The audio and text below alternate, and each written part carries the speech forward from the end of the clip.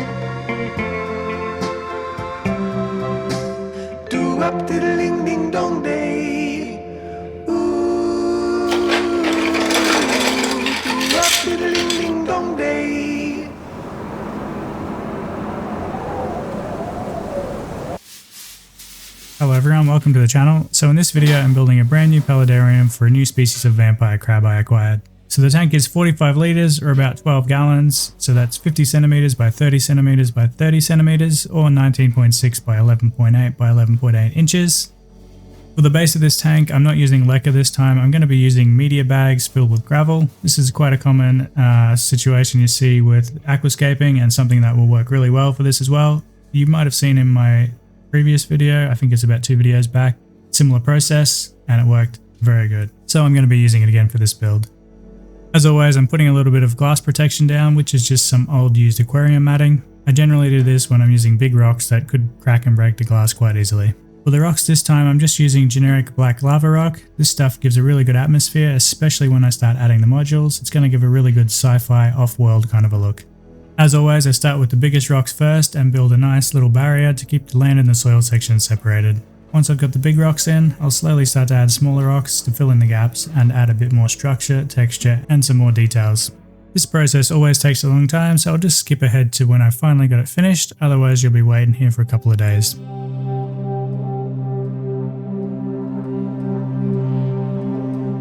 So that's pretty much what I've come up with, though it is going to change a little bit once I start adding these modules. These 3D printed sci-fi modules are from Under. He's an aquascaper who I stumbled across over on YouTube a while ago, and he happily sent me a few of his prototypes to test for my vampire crab builds. And as soon as I saw them, I knew exactly what I wanted to do, and I knew they would work perfectly for a sci-fi style build for vampire crabs. I'll leave a link in the description to his original video, and another link to where you can grab some of these modules for yourself. Modules are also fully customizable and can be stacked in almost an endless amount of configurations, and you'll see some of the different ones that I've come up with as I work my way through this build. They're really cool, and they do kind of remind me a little bit of playing with Lego. So after a few hours of messing around with these modules, I ended up coming up with 3 that I like that would work really well with my hardscape layout so far. So I'm going to start with one on the top left, one in the center, which I'm going to merge some rocks around, and then I'm going to have another one placed over on the far right.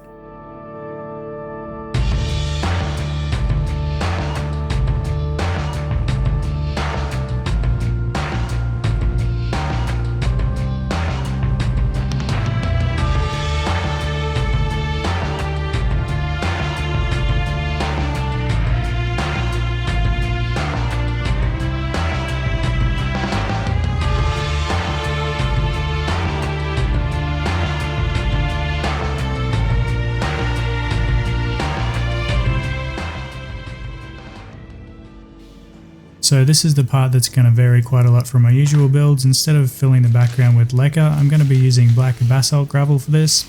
It's just a smaller grain stuff that's going to fit into the gaps a lot easier, and then we're going to build on top of that with our soil. For now, we're just going to fill in all the gaps to get a nice good base to work on.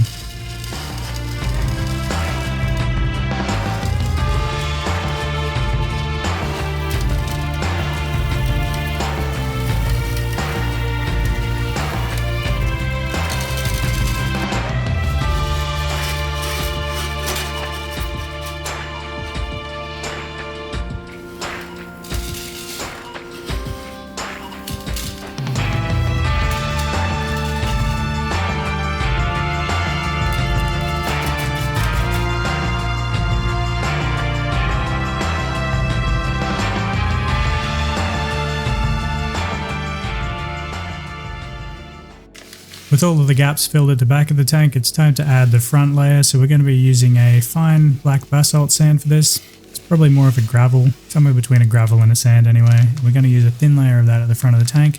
I'm not going to be planting any aquatic plants into the substrate this time, so it doesn't need to be really thick because it's not going to be holding any plant roots. It's also going to make life a lot easier for any of the future maintenance.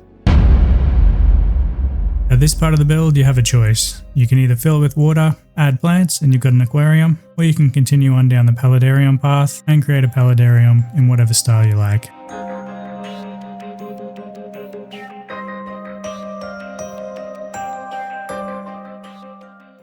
Now for the most important part of the entire build, adding the soil. As always, I'm just going to be using a standard potting mix for this. Just an organic thing. There's no need to use any fancy mixes unless you have some specific plants that require it. Otherwise, just normal soil works fine, as long as it doesn't contain any fertilizers. I'm also not going to need a weed matting layer for this. The gravel's dense enough to keep the soil out of it, and it's going to be quite a lot higher than usual. This will also make it a lot easier and quicker for the plants to get their roots down into the water section, keep the water nice and filtered. When you are adding your soil, try to make it at least 1 to 2 inches deep, as the crabs will dig and burrow into it. This is one of their primary places to hide and live. It's also easy to plant into when you've got about 2 inches of soil to work with. Normally I don't compress it too much, but this time around I'm going to compress the bottom half, just making it a little bit more dense, and then the top stuff I'm just going to lay on top. The soil is really quick and easy to add, so after the soil is in, normally I would add plants, but I'm doing things a little bit different this time, and the next thing I'm going to be adding is moss. So this is something I always add into my builds. It's cheap, easy to find, usually it's free, and it looks really good. Plus it's really adaptable in situations like this. For this build, the moss is going to be a mix of 3 different types of moss, so the standard hypno moss, some star moss, and some cushion moss. Hypno moss is really tough and durable, and it will last very well. However, the star moss and the cushion moss are a bit of a variable. I haven't really tried these successfully very often, but I found some quite close to my house, so I'm going to give it a go anyway and see how it works. I'm basically covering the entire build with moss this time, and I plan to let it grow and take over everything for about a month or two. Then once it is established and takes hold, I'll be adding a nice selection of plants to the mix, as well as some aquatic life, some water, and then finally the crabs. But the next thing that goes into this tank will be springtails. Can't have a vampire crab tank without springtails, or any tank for a matter of fact. Springtails basically keep the entire ecosystem going, and they'll tackle any mold that pops up, eat any leftover foods, and just keep everything nice and stable and easy to look after. Normally I would add some isopods as well, but I'm not going to be adding any of those until sometime later on once I've got some plants. Now we wait, and if you haven't already subscribed, make sure you are, because you're going to miss out on part 2 if you don't.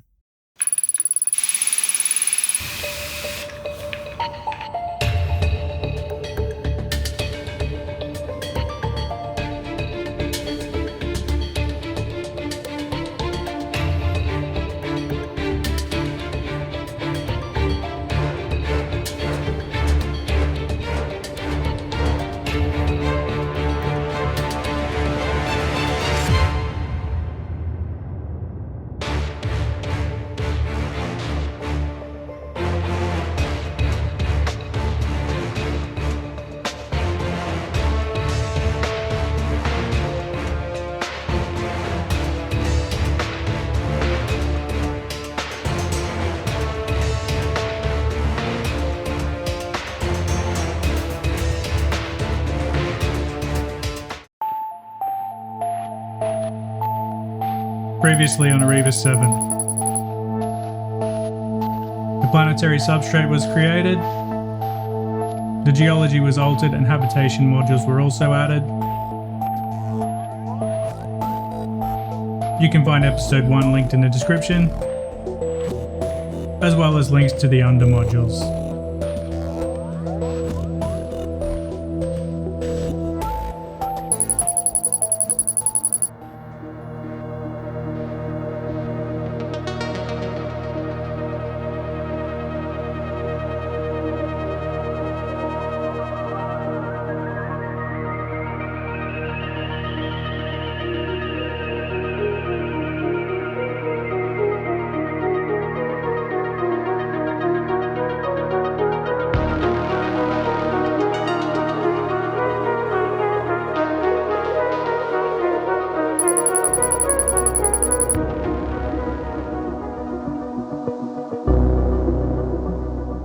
This is how everything's looking after 33 days of growth.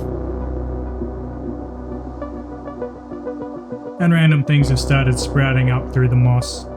There's also quite a few weeds pushing through as well. The original module configuration was also optimized for utility. It now functions as a crab ladder. It's still very empty and barren, but we're going to change that. Not everything is going well though. This moss doesn't like this biome, which is kind of expected.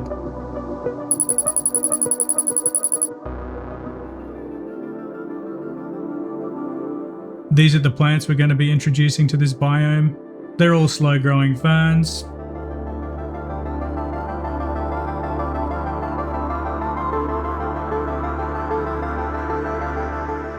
This staghorn, for example, it'll grow quite slow, but eventually gets quite big.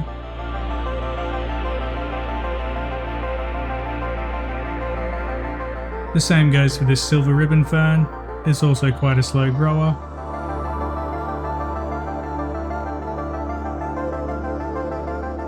And I have absolutely no idea about this fern, so if you do know, drop a name in the comments.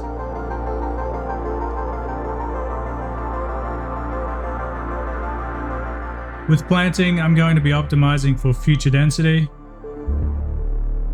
It may look empty to start,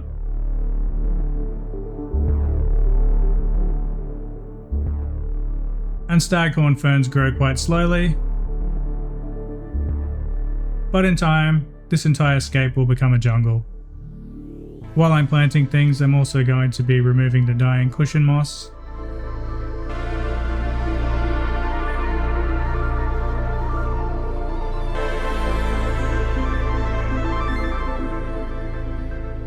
This fern here will grow to be the focal point of Erebus 7. These ferns go nuts in hot, humid and wet environments, so they're perfect for an ecosystem like this. Spraying things down to settle everything in.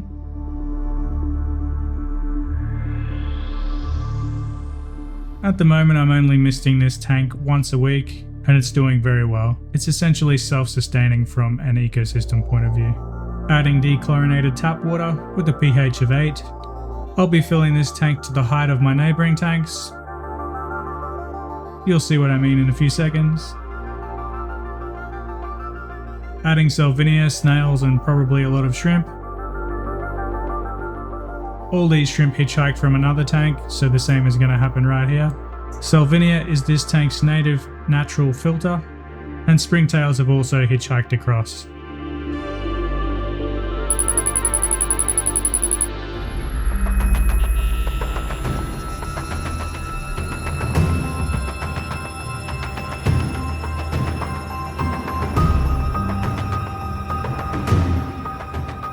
Unfortunately, he was the last of his kind at the store, but I still check every week to see if there's any new friends for him, but so far I haven't had any luck.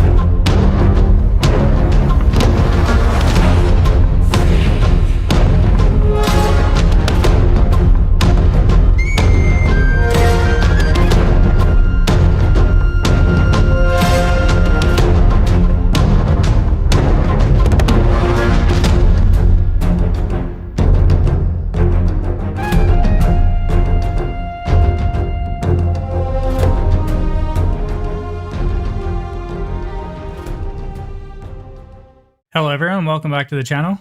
In this video today I'm going to show you exactly how I built this beautiful vampire crab oasis. The tank is a custom made 100 by 35 by 30 centimeter tank, which is about 105 liters or 23 gallons. However, if you're starting your first vampire crab paludarium, I highly suggest choosing a long tank over a tall tank and probably something a little bit smaller. I suggest something around 10 or 12 gallons to start.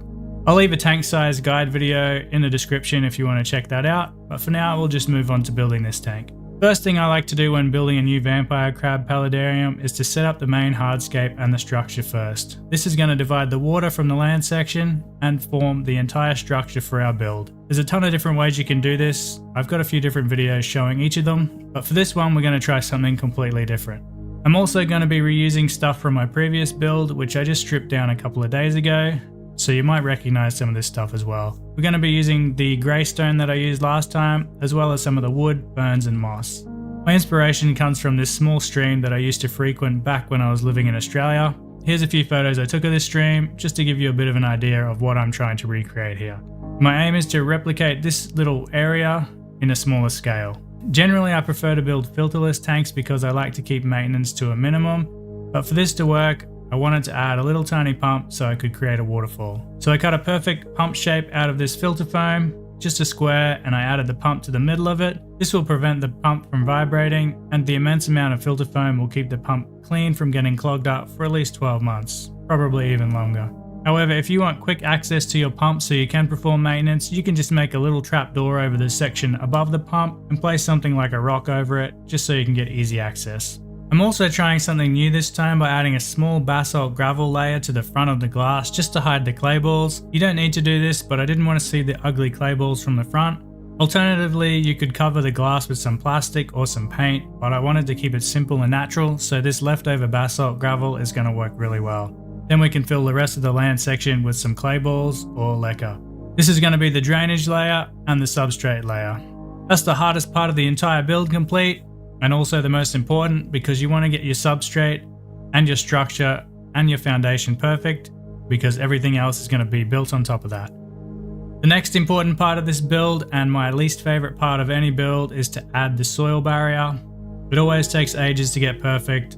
It's kind of boring, but you really do need to take your time for this process. A lot of regular viewers know that I always use weed matting for this, but you can use window screening or anything similar that does the same job. All you need is to prevent the soil from getting into the substrate, but still enough access for the water to get through fine. Soil is the next thing to go into this build. I'm using a cheap organic fern mix that I found here. You can use any soil you like, even dirt straight out of the garden works fine, so long as it isn't compromised with any poisons or fertilizers. I get asked about soil mixes all the time, and I can honestly say don't bother with anything fancy unless you have some kind of a fussy plant that you'd like to use. Vampire crabs are pretty basic, they don't need anything special, and normal soil seems to be perfect and seems to be a really good way to get them to breed quickly.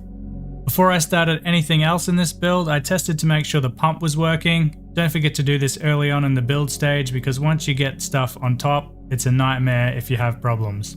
I added the soil before I done this because with the clay ball layer, you're going to have them float to the surface, so it's important to make sure you have something keeping them weighted down so they don't float up and you can do the test properly.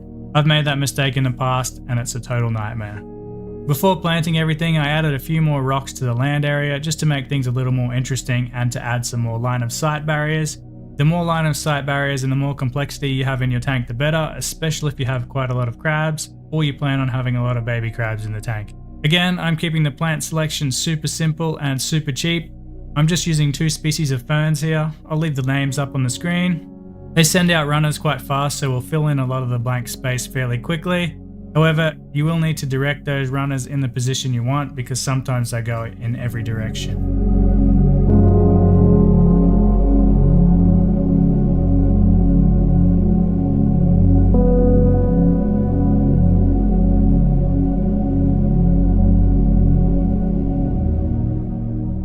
Normally I like to use sand for the water section, but this time around I'm using a small grain gravel, which is out of the previous tank and already cycled and covered in beneficial bacteria. So this will jumpstart the nitrogen cycle in this tank. I also decided to add this Amazon sword to the tank. It's kind of out of place, but I didn't want to throw it away. It's the only tank that I have available to put it in, so it's going to be featured in this one as well. In go the mosses and the wood scattered around the tank with the aim to give emphasis to the ravine in the center of the tank. The wood is just small pieces of alder root, and the moss is a mix of hypnum moss and fern moss. There's also a little bit of Christmas moss and Java moss attached to the wood from the previous tank, so this is going to grow in nicely as well.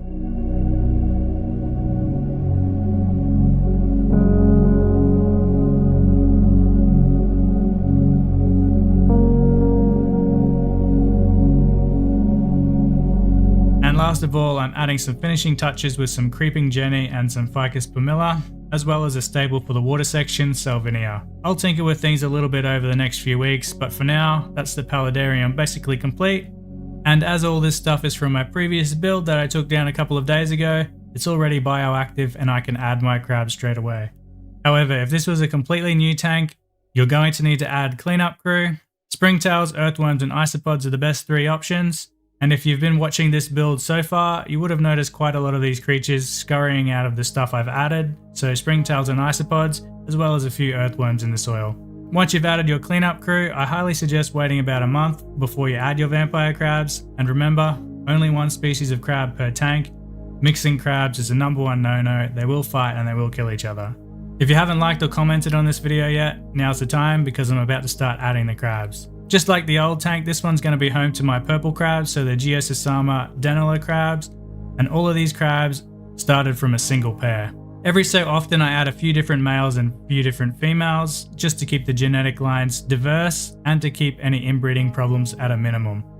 I also sell them and swap them locally sometimes, just to keep the population changing, and to make room for the babies that are born in the tank, just so they can grow up with their own territories. Unfortunately, I don't sell any crabs online or ship them because they ship really badly. So if you are looking for crabs, try to get them from your local fish store. One more thing I'll mention is if you're starting with vampire crabs, don't start with a lot. Just a couple of crabs is a good way to start because they breed quite easily and you want to have a nice amount of space in your tank for the babies to grow up in. If you have a lot of adult crabs to start, as soon as you have the babies, there's a good chance most of them will be eaten, unless you separate them and put them straight into their own tank.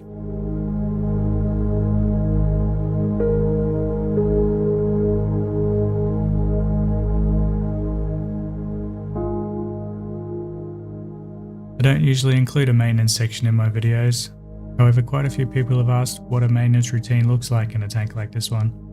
And to be honest, it's really quite easy. As a tank is created to be a bioactive ecosystem, all I really need to do is about a 20 to 30% water change once every 2 weeks. In all honesty though, I could probably drag this out to about 4 weeks. With so much plant density, everything looks after itself, but it only takes about 5 minutes to do, so I just stick to a 2-week schedule.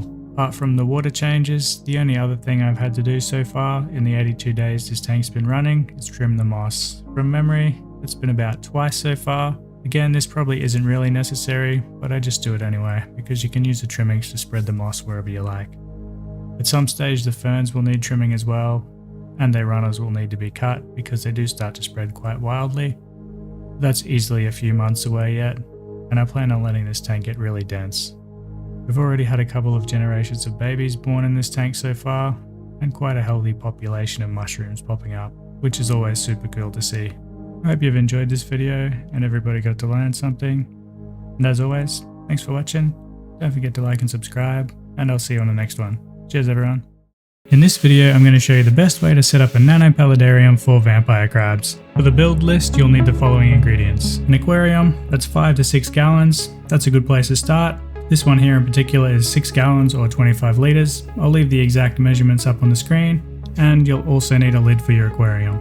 Second, you'll need a light, and for this I'm using a Syncor Side FX Large, which fits the tank perfectly. It's an affordable light with full Wi-Fi control and is fully adjustable, so you can move it around anywhere on your tank, place it on the side, place it on the back. It works in just about any configuration you can think of. Third, you'll need some rocks. For this I'm using some red lava rock, but you can use just about anything you like. Fourth, you'll need some substrate, so gravel, clay balls, or leca, whatever you want to call it. Fifth, you'll need weed matting. If you're using gravel you can skip the weed matting, but for clay balls or lava rock you'll definitely need this. 6, you'll need some plants. Ferns are a good option.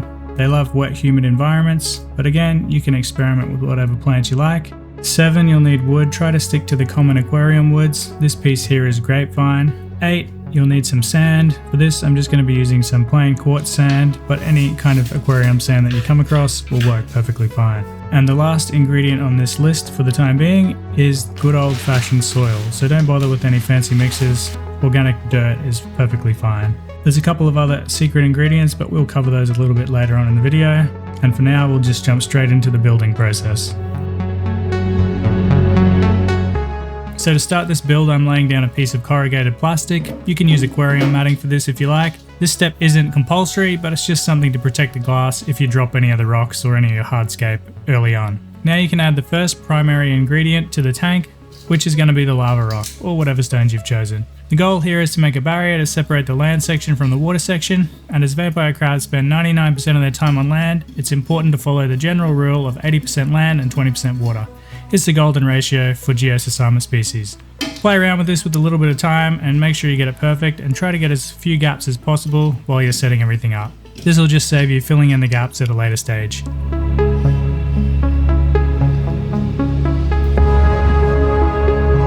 As I've chosen a rather large piece of wood for this project, I'm going to be adding it in now and then building the substrate system in around it, then putting my dirt on top. However, if you're going to be doing this for the very first time, it's easy to put the entire substrate system in, put all your dirt on top, and then add the wood at the final part. This tank is quite shallow though, at 25 centimeters deep, so for me to fit this piece of wood in, this is the best way to do it. You can also follow this method if you have a very large piece of wood. I've had this in an aquarium for quite a while before, so for it to be sitting in the water to some degree isn't going to be an issue. However, if you've chosen some wood that you're not 100% sure of, definitely try to keep it above the waterline. I'm really happy with how that turned out so far, and it's looking pretty close to what I had planned in the little bit of a mock-up we done early on. So if you didn't manage to fill any of the gaps, the next step is going to be filling the gaps with smaller stones, some filter floss, some old filter foam, whatever you have. You can even use clay balls. I generally like to use a bit of whatever I can, and just try and keep it as organic as possible. After you've plugged all the bigger gaps, it's time to add your chosen substrate. Normally I use the Leca clay ball option, but for this I'm going to be using this leftover red substrate gravel. I accidentally bought it a while ago instead of AquaSoil, so I'm just going to be using it up for this build, plus it kind of matches everything that I've chosen so far. When adding your substrate layer to the tank, make sure you build it up about 2 to 3 centimeters higher, or about 1.5 inches higher than your planned water height. You want your water to sit about 2 to 3 centimeters below the top of the substrate, which is about 1.5 inches. This just allows any water to drain back through the soil and into the water section.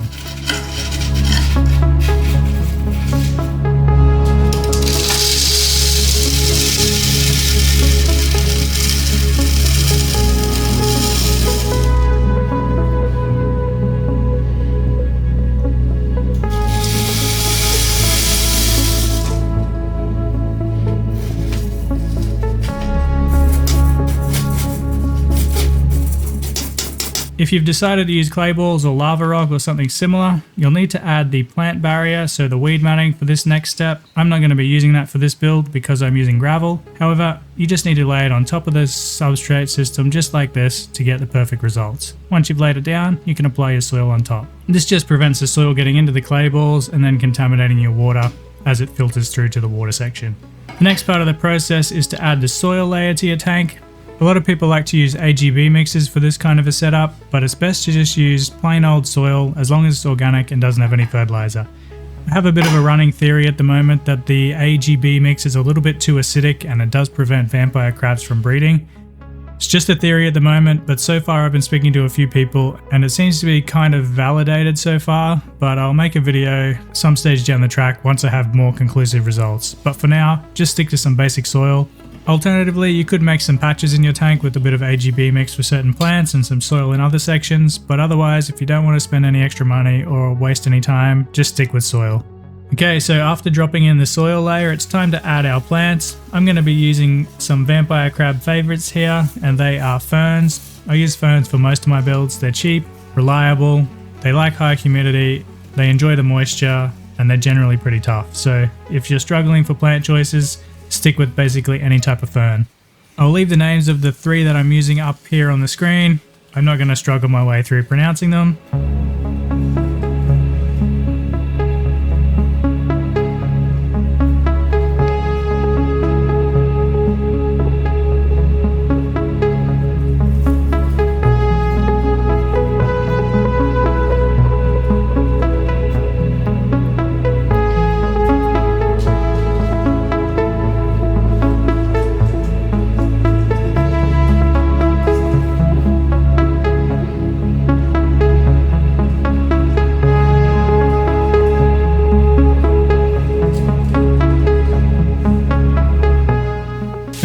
favorite part of the entire build, so adding mosses and dead leaves. So first we're going to start with dead leaves. These are one of the secret ingredients, so definitely add as much as you can to the bottom of the tank. That'll be a great place for your cleanup crew to live. Plus the crabs do eat the decaying leaves and they will hide between the layers. So in a small tank like this, layering up hides is a really good idea. It's kind of compulsory if you ask me. And moss does the same thing. So we're going to be putting our dead leaves down first, so the leaf litter layer, and then we're going to add a little bit of moss to the top of that. If you've seen any of my other builds, you'll know that I use the moss for a lot of different things. It has a lot of good purposes and it looks really good. And generally I like to use hypnum moss or fern moss, as these seem to be the most hardy that I can find. Some of the other cushion mosses and star mosses don't seem to do so well, and they're a little bit more tricky to keep alive, so avoid those if you're just starting out.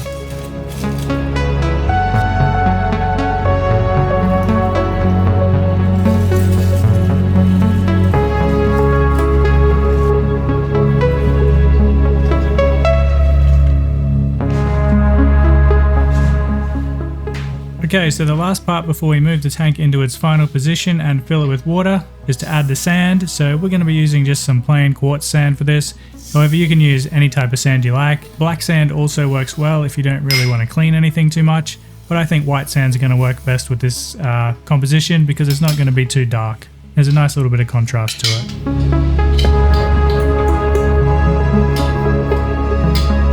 So that's the whole paludarium ready to go. So I'm going to move it into place now, then we'll come back in, fill it with water and add some floating plants.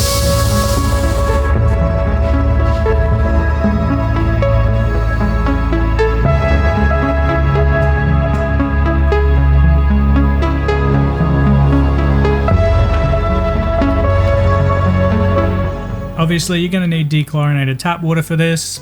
Just make sure your pH is nice and high, so somewhere around 8 is best. 7.5 to 8 is a good number to work with. However, if you're still researching about vampire crabs, I do have plenty of guides on them, so you can check out the links in the description for a ton more info. And remember, importantly, don't mix your species up. Keep one single type of Geosesama species per tank. If you start mixing colors, you're going to start getting a lot of deaths. So for floating plants and aquatic plants in general, I like to use Salvinia. It's not too invasive, the crabs like to eat it, and it's pretty easy to come by. You can use duckweed or frogbit, whatever you've got. Doesn't really matter too much, it's personal preference.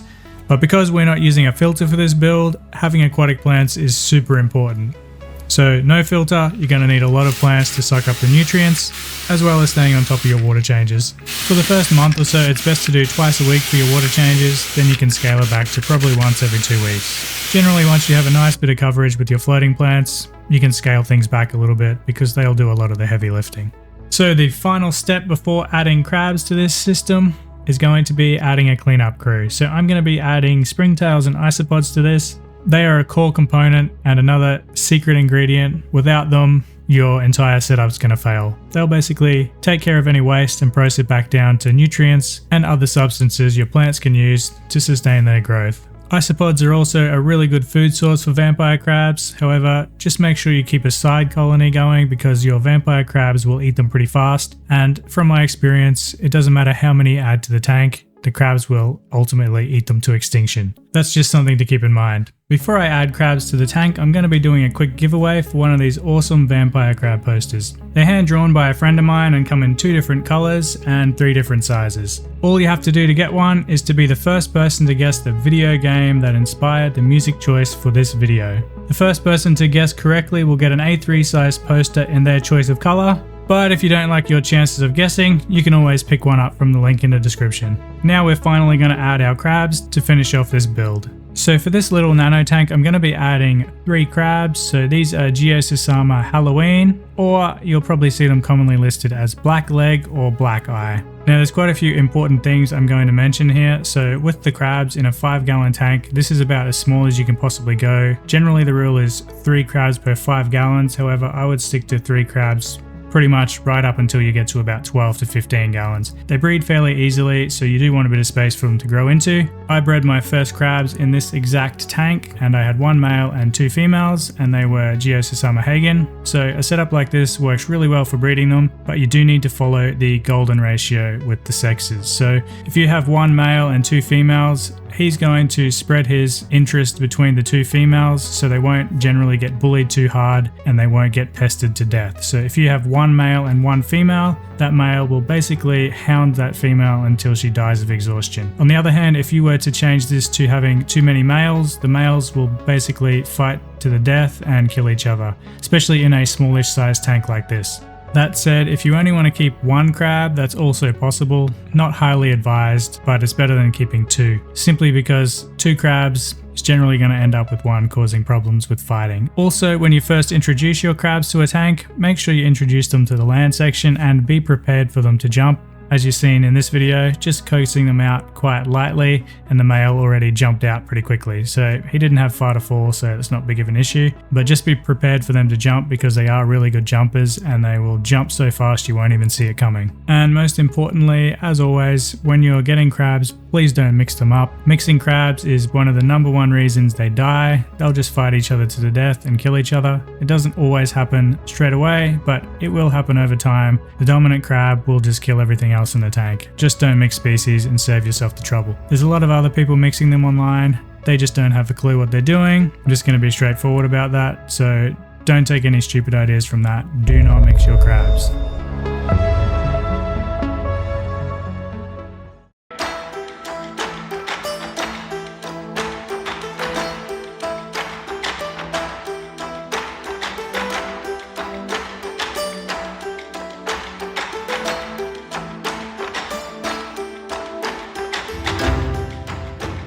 Hello everyone, welcome to the channel. So in this video today we're going to be stripping down the Beaver Graveyard Vampire Crab Paludarium and building a brand new paludarium for my vampire crabs in a biotope style.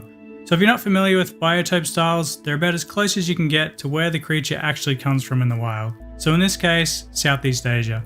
To strip down the entire tank took about 6 hours, and most of that was actually capturing baby crabs. This here is all the baby crabs that came out of this tank. There's a couple of different generations here based on size. And believe it or not, there's at least, well, almost 100 crabs in this container. If you haven't seen the original build video of the Beaver Graveyard, I'll leave that linked in the description, so definitely check that out, then come back to this one.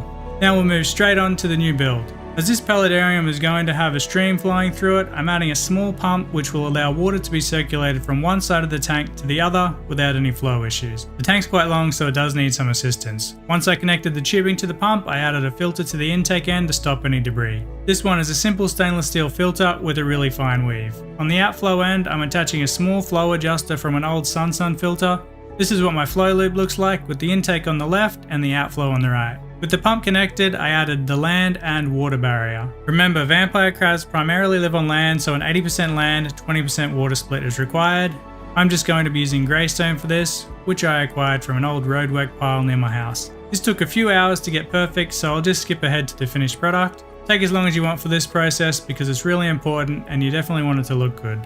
After I completed the rock barrier, I added the clay balls, aka leca. This will keep the future soil layer out of the water and act as a mechanical filter. It will also be home to beneficial bacteria which will help keep the water clean and healthy via the nitrogen cycle. If you're not sure about the nitrogen cycle, I highly suggest you Google it or watch some videos on YouTube. It's super important, so make sure you get it right. Next, I added substrate to the water section of the tank, and for this, I'm just using gravel, nothing special. It's recycled from the Beaver Graveyard as well, so it's already home to beneficial bacteria, and will give the tank a nice jump start. With the water section sorted, I added weed matting to keep the soil out of the clay balls. This is super important as you don't want nutrients causing nitrite and nitrate spikes in the water. Once the weed matting was in, I added a nice pile of soil. Again, this is from the Beaver Graveyard. It already has worms and other animals in it. I like to reuse things to keep costs down, plus it's already home to beneficial creatures such as springtails, worms, and a ton of other things. If you haven't watched the original Beaver Graveyard build, this soil is just an organic bonsai soil mix, but you can use any organic soil you want, as long as it doesn't have fertilizers and is pesticide free. With the base of the tank completed, I started adding plants. For the vampire crab biotope theme I'm going to primarily be using ferns and moss. All of these are reused from my old tank, so again, it keeps the costs down. I've just broken them into smaller pieces to get the best spread along the back of the tank as I can. The plan is for them to spread and creep and grow and become nice and dense along the back, and this species of fern seems to creep really nicely, and it should spread quite fast. After I planted all the ferns, I started experimenting with hardscape.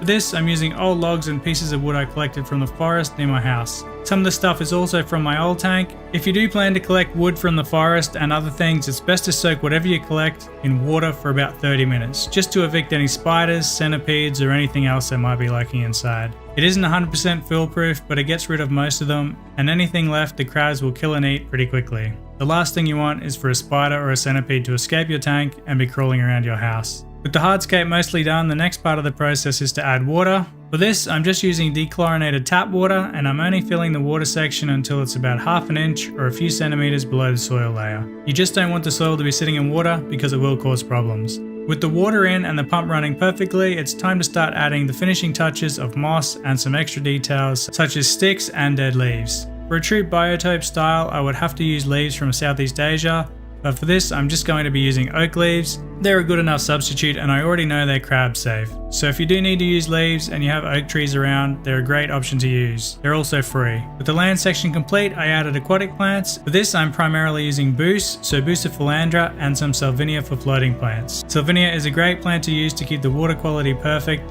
and the crabs do love to eat it as well, so it serves two important roles. Even if it isn't 100% native to vampire crabs' native environments, it will make maintaining your paludarium and feeding your crabs a hell of a lot easier. It's something that I would suggest everyone to put in their vampire crab paludariums instead of duckweed. Personally, I think this is just as important as having springtails. That's the entire process. The vampire crab biotope paludarium is complete, and we can now start adding our crabs. Obviously, I'm going to be reintroducing my current cast of Geosesama Danala crabs, so these are the most common ones in the hobby. Not sure if I pronounced it correctly, but it is what it is. They're basically purple crabs with yellow backs and yellow eyes. So the yellow on their backs kind of varies a little bit with age and diet, but it will start to get more prominent as they get older. And with the yellow eyes, it seems to be a genetic trait. Some of them have way more yellow eyes than others, so it's not standard across all the crabs. A lot of them will just have white eyes. I also forgot to count how many I added, so if you do happen to count them, let me know in the comments. And if you paid extra close attention, let me know how many males and females there were.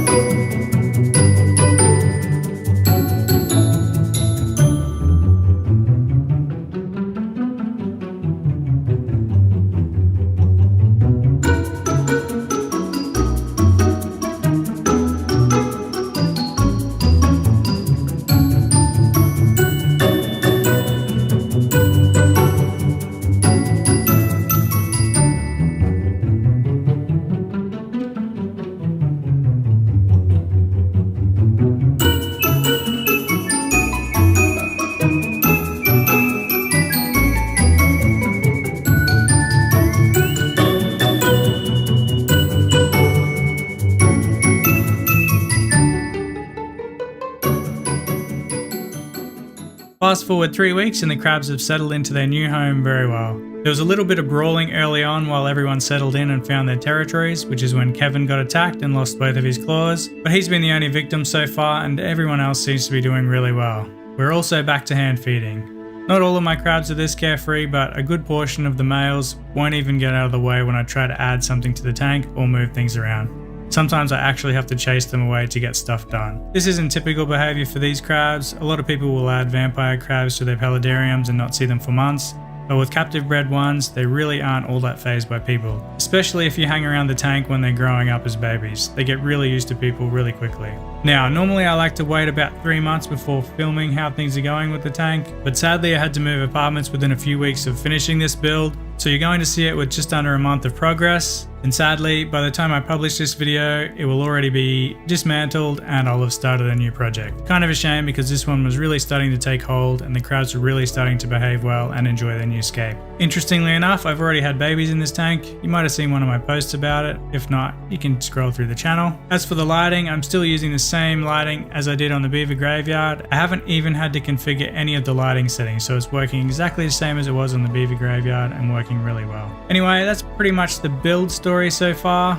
As always, I'll leave you a nice little cinematic at the end of this video, so make sure you stick around for that. And if you want to see more projects like this, don't forget to like and subscribe. Check out some of my older videos, and I'll see you in the next one. Cheers everyone!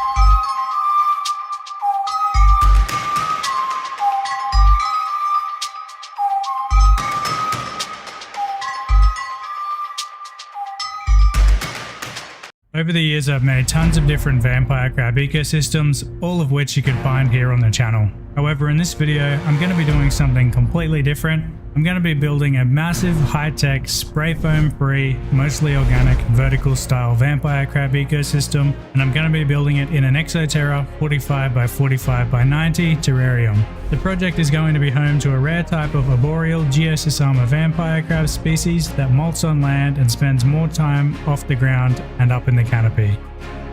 The tech. The tank is an Exoterra small extra tall 45 by 45 by 90 terrarium, along with the Exoterra 45 by 45 by 70 cabinet. The light I'm using is a Syncore Optima 30cm WRB app controlled light, which pumps out the perfect amount of light for this tank size. For heating, I'm using a generic heat mat for this build, which I'm placing underneath the tank as there's adequate ventilation space, allowing for it to breathe safely. For temperature and humidity control, I'm using a generic temperature controller connected to a do-it-yourself fan system, which is configured in a push-pull formation. I'm also using a fogger, and this is the last piece of equipment in the tank. It's an Exoterra fogger, which turns on twice a day for 15 minutes in the morning and 15 minutes in the afternoon. I'm also adding a small waterfall, which you'll see a little later on in the video. As I'm trying to keep this vampire crab paludarium as organic as possible, I'm not going to be using any spray foam, and instead I've opted to use some pressed cork boards. This stuff is basically just cork and charcoal pressed into sheets, but you can also use plain cork board without the charcoal if this stuff is more available to you. This tank is going to be the centerpiece for my animal room, so it's going to be viewable from 3 primary sides. So rather than sticking the boards on the back of the tank, I've laid the tank on its side and I'm placing the boards on a different panel. If you were paying attention earlier in the video, this will make perfect sense. Before doing any gluing, I'm sizing things up to make sure I can fit the panels to the size properly. And the white plastic box section that's in the middle, I'm going to be using that to route my waterfall tubing and the power cable for the pump. The plan is to have a small pool at the top of the tank so the crabs can have multiple places to access water in their environment. And now that I know everything is going to fit properly, I'm just going to glue it all down with some silicone. Unfortunately, there aren't any real silicone alternatives that I can find that are organic, so this is one of the few elements in this build that isn't going to be natural. If you do have a great alternative, I'm happy to hear about it. As soon as I've glued everything down, I'm going to be putting as much heavy stuff as I could find on top of it for about 12 hours or so, just to make sure it sticks properly. Then after the glue has set, I'm going to be adding some more cork panels over the box section in the middle to hide it so it doesn't look so obvious. For this, I'm just using some bison glue. In other countries, it's probably called Gorilla Glue. And I also made sure while doing this to keep the box section free moving, just in case I need to make some changes later on.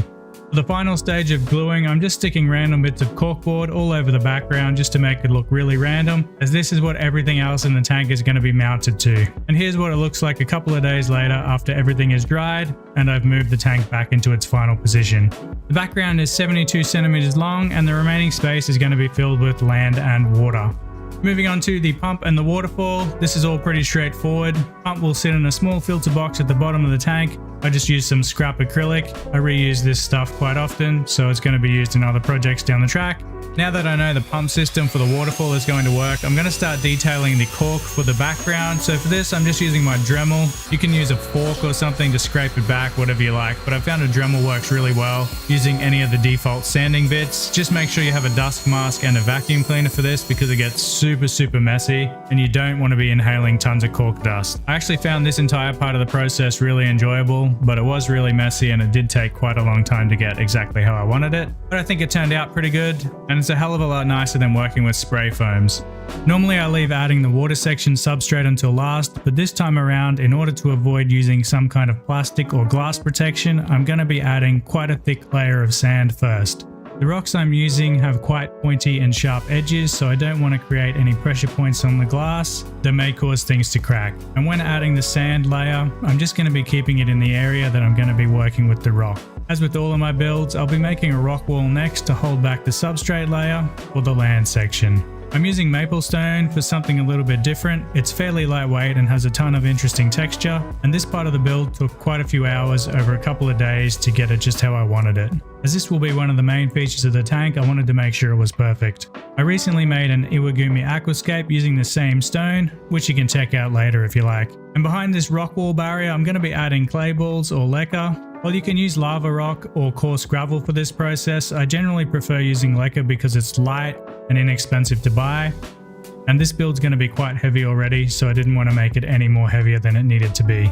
I'll be building this substrate layer up about 1 inch to 5 centimeters above the maximum water line that I intend to fill the tank to.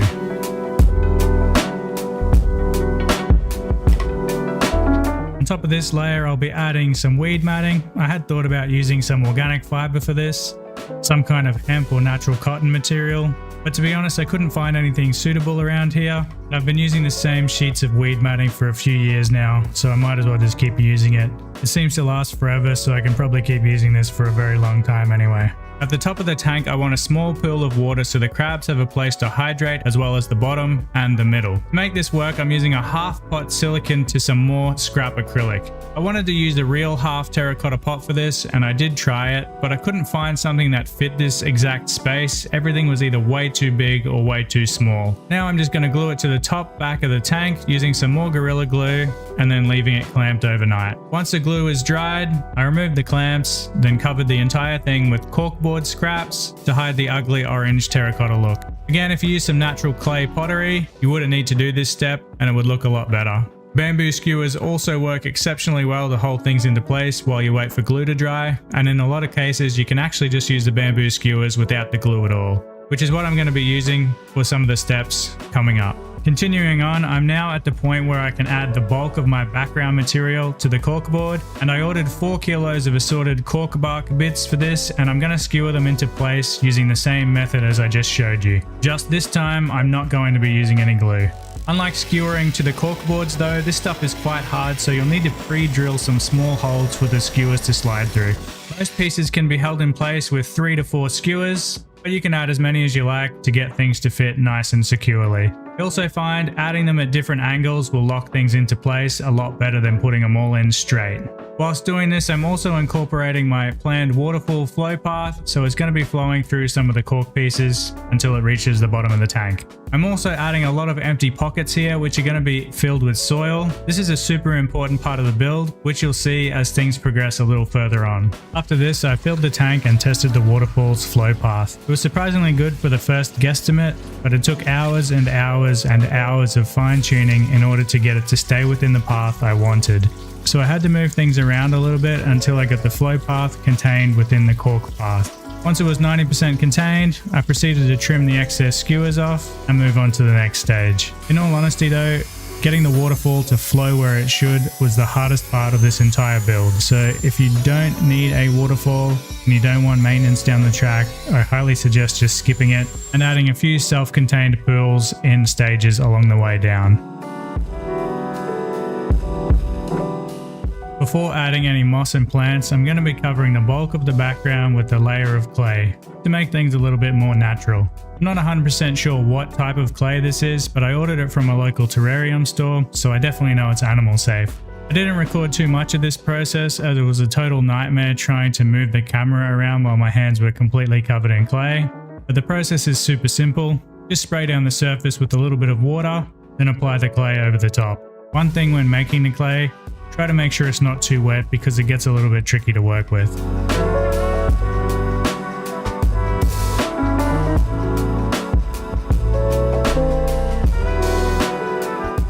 On top of the clay layer, I added quite a bit of hypnum moss, which is one of the primary ingredients to make any tank look really good. I generally only use hypnum moss these days because the other stuff is a little bit more sensitive and it doesn't generally grow as well, but hypnum moss seems to survive pretty much anything, so it's definitely a really good species to work with if you're new to this kind of thing. With moss in place, I added soil to the tank to prepare for the planting stage. As always, I'm just using an organic potting mix for this.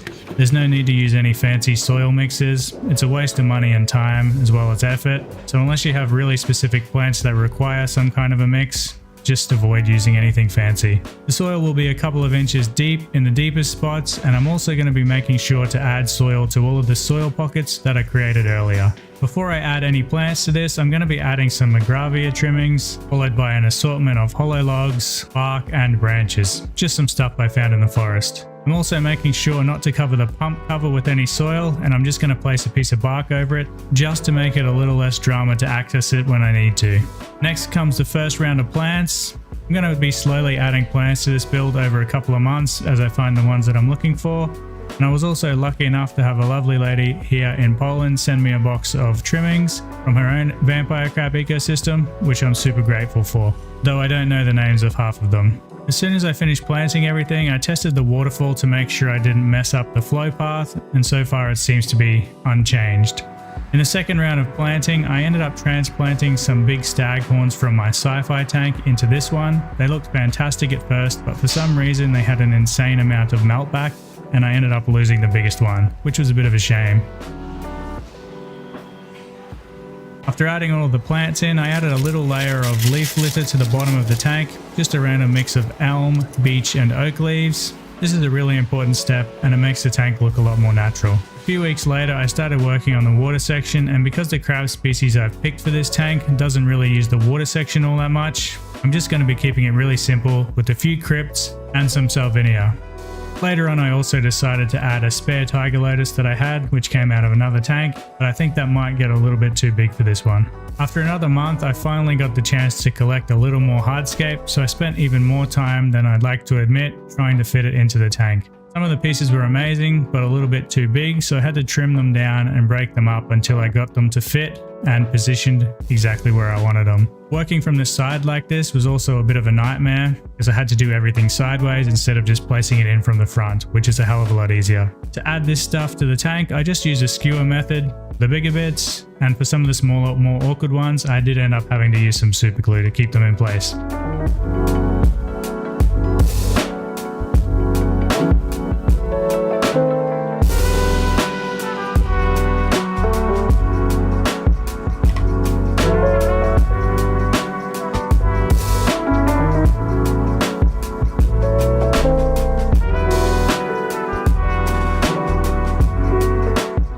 Round 3 of planting, I added a mini orchid to the tank to add some more colour, but the flower didn't last too long, though it seems to be doing quite well so far. I also added a couple of small ferns and a heap more creeping plants.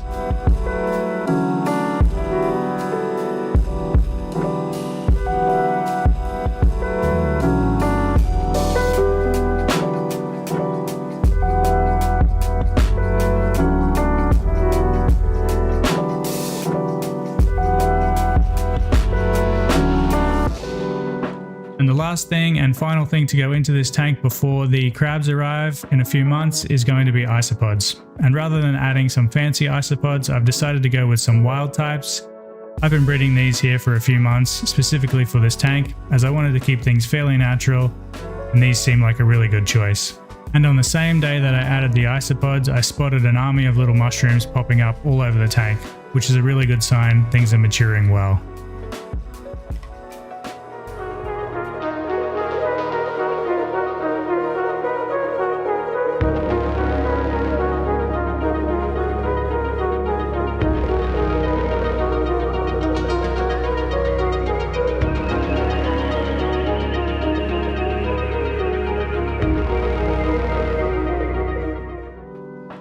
After leaving the tank to mature for quite a while, it's finally time to add some vampire crabs. This particular species is called Geososama Notophorum, or white mandarin. They are one of the few species of vampire crab that actually benefits greatly from being in a vertical style tank, which is why I've chosen them particularly for this ecosystem. Unlike most other Geososama species, they also molt on land and don't visit the water section all that often. Unfortunately though, they are also one of the most delicate species to keep, and they ship even worse than most other Geososama species, which already ship really bad in the first place. Thankfully, I was lucky enough that my friend Rick in Germany could get me some of these, and to avoid shipping, we made a 16-hour round trip by car to ensure their safe arrival in their new home. If you speak German, check out his channel sometime. He's got quite a lot of vampire crab videos, with plenty more on the way. For this video, I won't go into tons more detail on this particular species of vampire crab, or we'll be here all day, but you can find a full species profile for them and plenty of others on my website. In the water section of this tank, I've once again kept things nice and simple. It's just a small group of cherry shrimp and some ram's horn snails. It's only a small water section with about 11 litres of water, or 3 gallons, so there's not too much else you really want to put in here in the first place. Realistically, with how little time these vampire crabs spend in the water, you could probably put them in a vivarium with small water section, kind of like you do for poison dart frogs, though I do need to experiment with this, so don't quote me on that being viable just yet.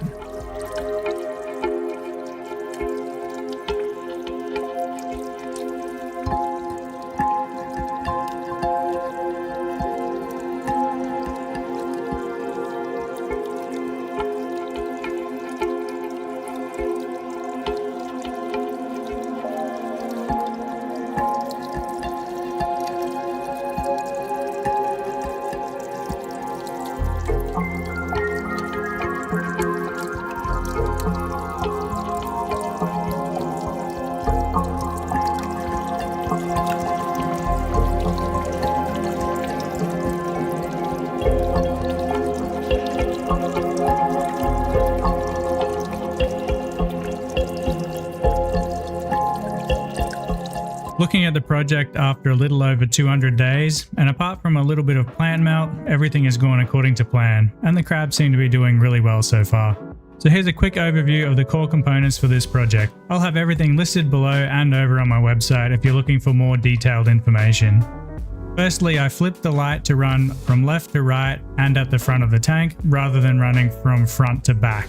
This reduced the light spillover, which was creating a bit of glare on my computer screen. I also angled it in a little bit as well. While the water feature is working really well, it's probably more work than it's really worth getting it to this stage. It took a long time to make sure the water flowed exactly where I wanted it to, and in the long run, I probably wouldn't have bothered doing this again in the future. That said, having it along with the fogger makes things look really nice and really natural, so it was certainly worth adding, at least for the beginning phase of this tank. Interestingly as well, I only run the waterfall and the fogger for about 3 hours per day, so 1.5 hours in the morning when the lights are coming on, and again in the afternoon for about 1.5 hours when the lights are going into sunset phase. If I was to make this tank again, I would skip adding the waterfall, and instead I would add 3 or 4 isolated shallow pools somewhere along the tank. I think this would work really well, and especially for this species of vampire crab. I've had them for a while now. I haven't seen them enter the water section at all. All in all, it's been a really fun project, and it was great to work inside the Exoterra. It's a really nice platform to build in. So if you are leaning towards a tank like this, I highly suggest getting one and giving it a go.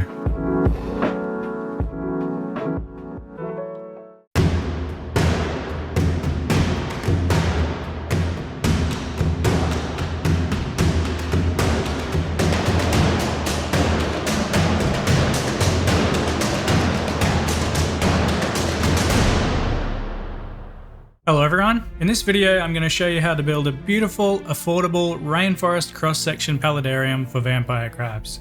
Just like this one here, and we're not going to be using any spray foams. I call it a rainforest cross-section paludarium because it looks just like what you would see if you were standing in the middle of a rainforest stream looking at one of the banks. The best part about this build, or something very similar, is that it's super low maintenance, super low cost, and the crabs absolutely love it. Plus, you don't have to deal with any of the dramas of spray foam. So let's just jump straight into it. As with most of my builds, the first thing to create is a land and water barrier. This keeps the water section and the land section separate, And in this case, we'll be creating our riverbank. I'm just using stones I found outside for this, which is our first step in keeping the cost down. The next thing I've added here is a little pump to create a waterfall. This is optional, you don't necessarily need this, but I did want a little water feature in this tank, and it's not going to cost much extra to do anyway. So I've wrapped the pump head with some foam just to stop the vibrations, and I've put some filter foam on the intake end just to make sure it doesn't clog up, and I've attached a little bit of tubing just to create the waterfall. It's really simple and it only takes a few seconds to add to the tank. The next part of the process is to add some substrate. For this I'm using leca or clay balls. You can use a full layer of filter foam if you want, but I prefer the clay balls. They're really cheap, they work really well, they're great for beneficial bacteria, and they blend in really well with the rest of the scape. Even though it's covered, you do see it from the side sometimes, and it doesn't look as artificial as some other things. Just remember, when you're putting this stuff in, always make sure you go a little bit higher, just to make sure that when you put the soil on top, it doesn't sit in the water. I generally like to leave a couple of centimeters or about an inch.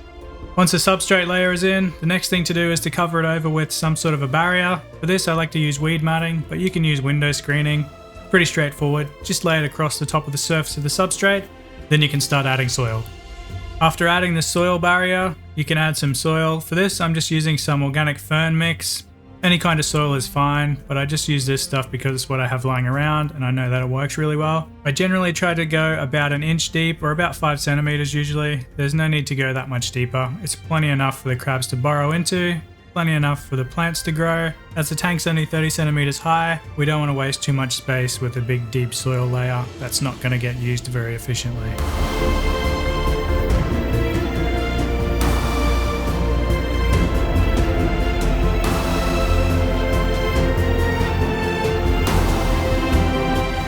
Once the soil layer is in, I generally like to add my hardscape, and then after that I'll start adding the plants.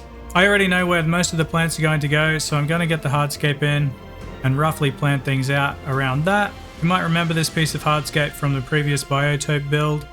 It's going to fit really well into this one. It has a nice gentle curvy slope, and we're going to build on top of that. Again, this is a no cost piece of hardscape. I just take some of this stuff from the forest near my house. Just make sure when you do take stuff like this, you give it a good soak in some water, let it dry out for a while, and make sure you haven't imported any ants, spiders, centipedes, whatever else you might have in your area. Generally doing just a quicker dip in some water, then leaving it out to dry will get rid of most of the creatures that are living inside something like this.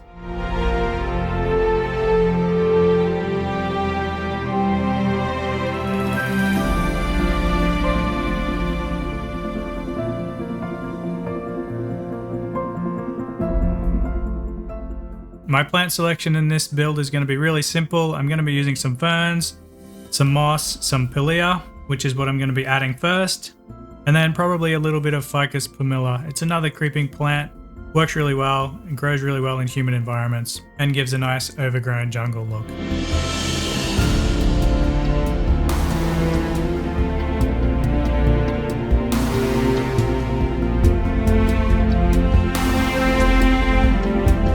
Adding ferns is always my favorite part of any build. As soon as you start adding the ferns, the whole build starts coming together and it starts to look really established really quickly. Especially when you get bigger ferns, which are also generally quite cheap. I forget exactly how much I paid for all of these plants, but in total, it's probably around $15 US roughly. So overall, it's pretty good value because they are quite big ferns.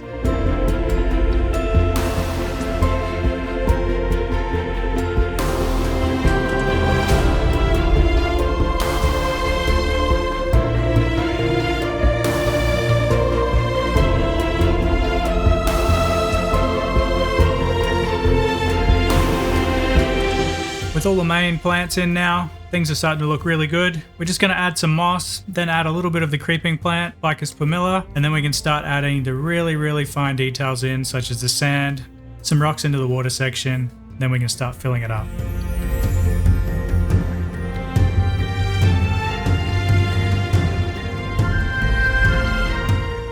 It's now time to add sand. You could use gravel for this, but I'm just going to be using some fine white sand. It's some stuff I had from the previous build, so I like to reuse it. Again, that's going to keep it nice and cheap. Plus, the crabs really do prefer sand over gravel. Sand is a little bit harder to keep clean, but I personally think it's worth the effort. Again, you can choose whatever you like, or whatever you have lying around.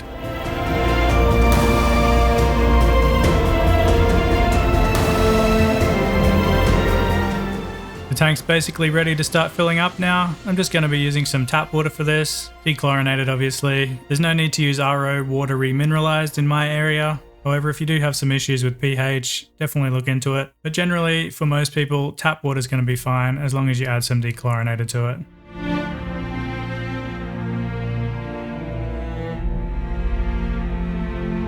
So it's time to turn the pump on, check out the waterfall and readjust the flow so that it's not streaming everywhere and blowing sand around. To do this, I'll just push it into place and then dab a little bit of super glue between the pipe and the rock. That'll hold it all in place nicely.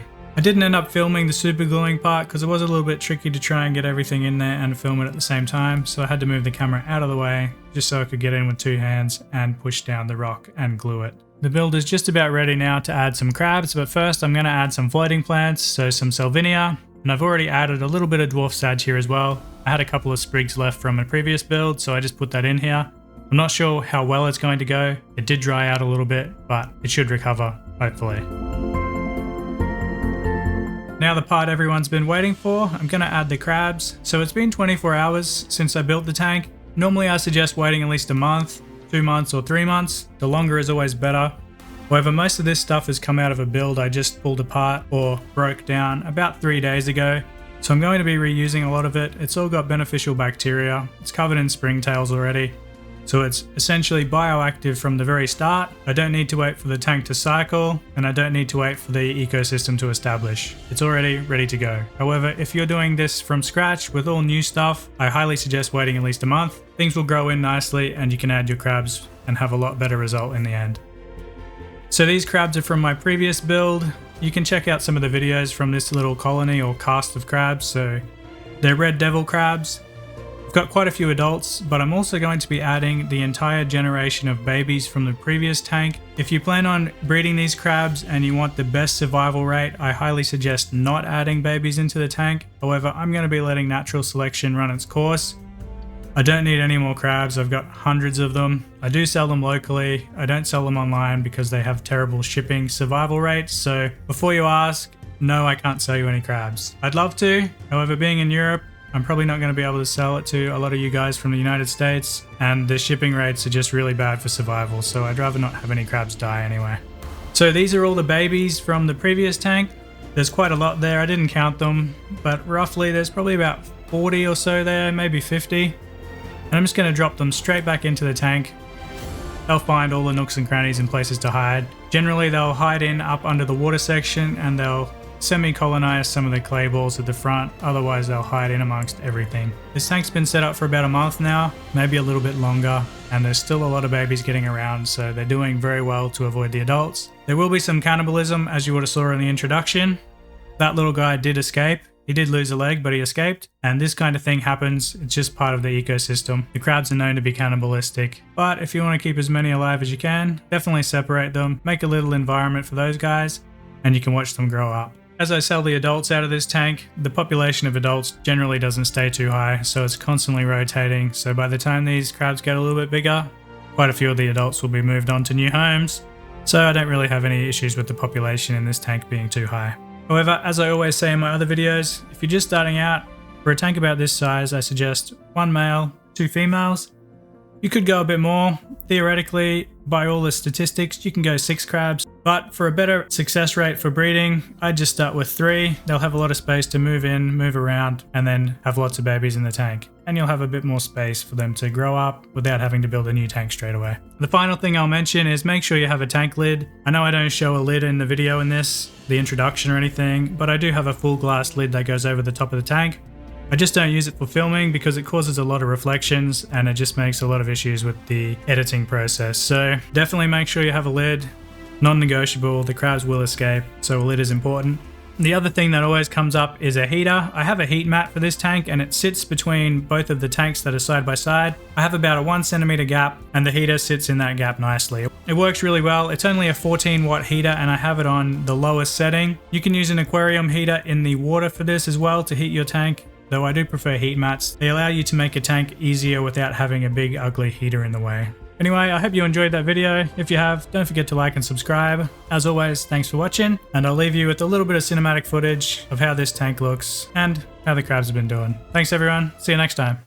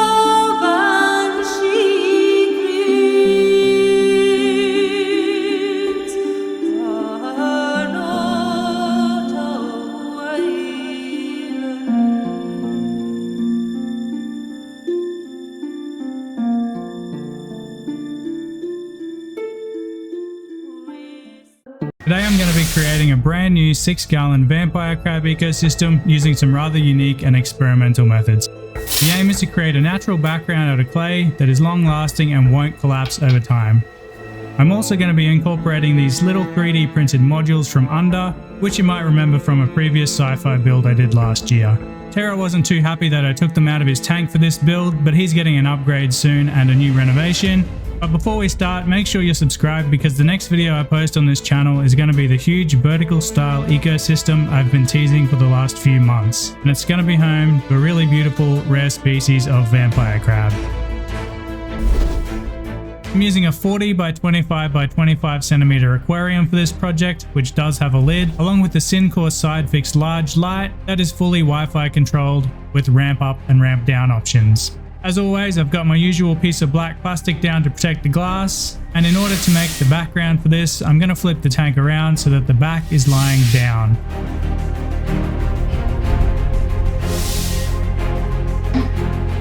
And I'm sliding in my pre-made bamboo skewer framework. It's just bamboo skewers that I glued together using a tiny bit of wood glue, which is about 80% dry.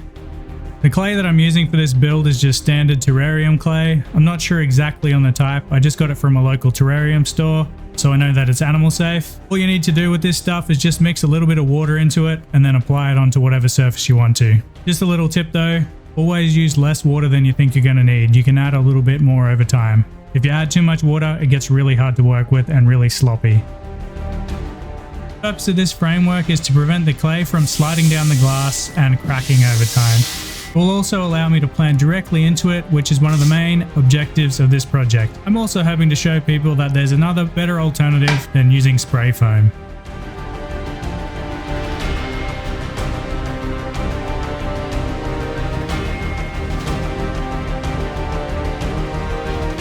Now we can start working on the rest of the tank design, but first I need to put my glass protection back in, as the maple stone I'm using has quite pointy edges and it's not the best idea to place it directly onto the glass. In small tanks like this, I would normally make the water section go along the front of the entire tank, but this time around I'm running a little experiment, so I'm going to be splitting the tank into two small islands via a canyon down the middle.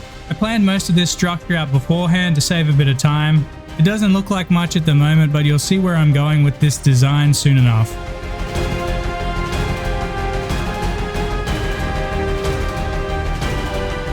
As always, after setting up the rock structure comes a substrate system, and as is tradition, I'm going to be using clay balls. I've tried plenty of other substrate media over the years, but you really can't beat this stuff. It's cheap, light, and easy to work with. Just remember when adding your substrate, plan for an air gap between the top of the water section and the bottom of the soil layer.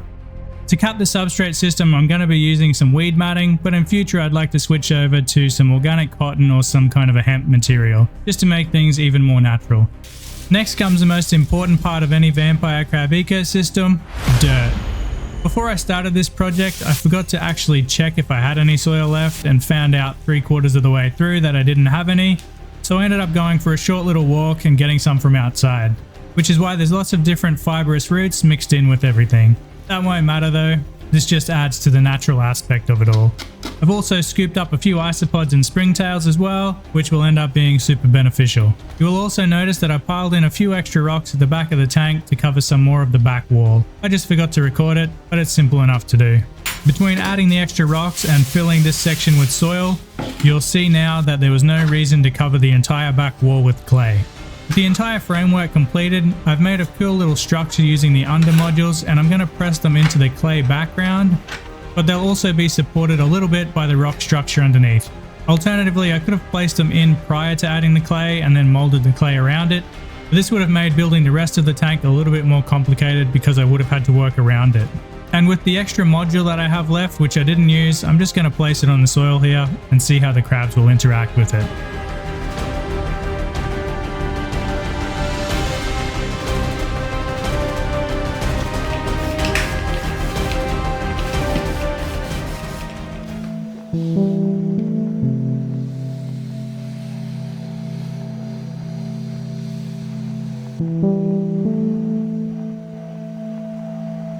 From here on out, it's time to slow things down to really appreciate the creation process.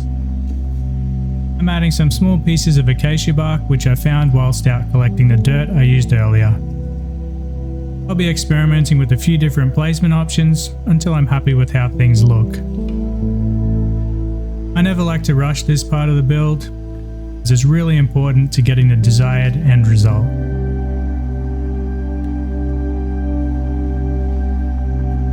During this part of the creation process, I also like to start adding mosses, and I usually use hypnum moss for this. And I also like to add them in quite big sheets, just so that the crabs can hide underneath them should they choose to.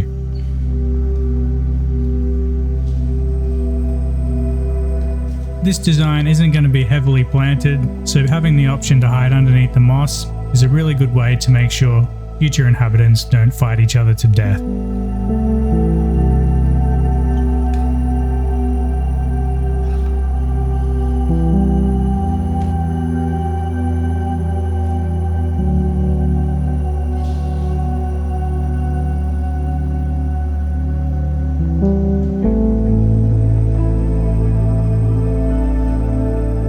Most of the time I leave adding the sand for the water section until last, just to prevent any debris and other stuff falling all over it before I'm ready to fill it with water.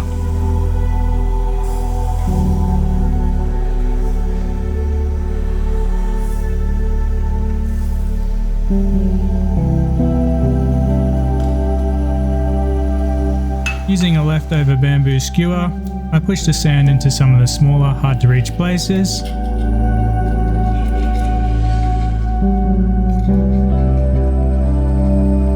And looking at the end result so far, I've surprised myself at how good the canyon looks.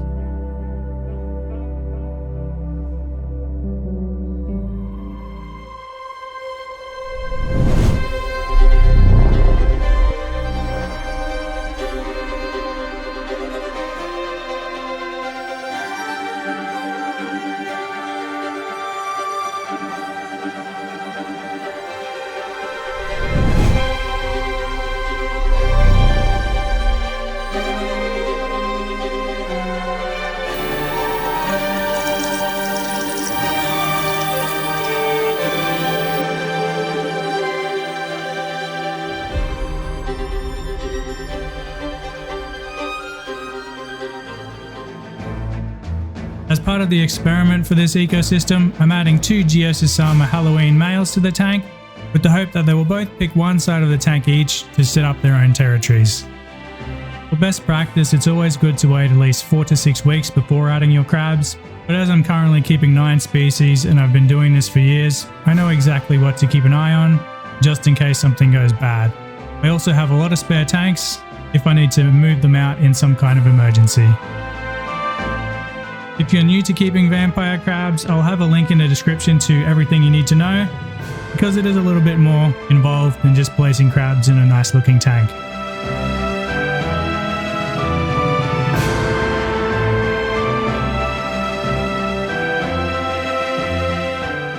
As well as a lid, which I mentioned earlier in this video, I also have a small heat mat on the back of the tank to make sure everything's going to be nice and warm throughout the winter. I also added a little bit of frog bit to the water section to help with nutrient extraction because there's no filter. Without a cleanup crew, your tank will fail, so don't try to set anything up unless you're prepared to add a proper cleanup crew. If you haven't already clicked the like button, commented or subscribed, make sure you have, because I'm going to be doing some updates on this tank to see how the Hydrocotyle Japan grows on the back wall in the clay and how these crabs go establishing their territories. I'm also curious to see if these guys will enjoy the under modules as much as my old mate Terra did. See you in the next one, guys. Thanks for watching.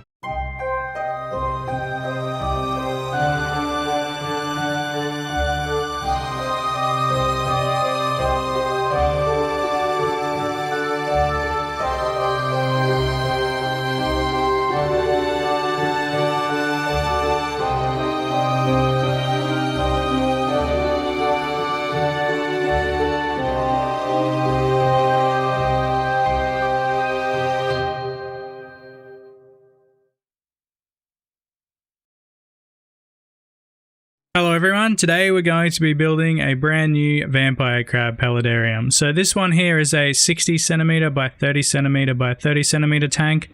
I'll leave the imperial measurements up on the screen here. We've already got a black background on and a cheap light I've got a different light I'm going to be using for this at the end, but this is just for the build process. So don't worry about that too much, though I'll leave a link in the description as usual. Apart from that, we've got the tank on a nice aquarium leveling mat, and inside the tank we have a small piece of black plastic.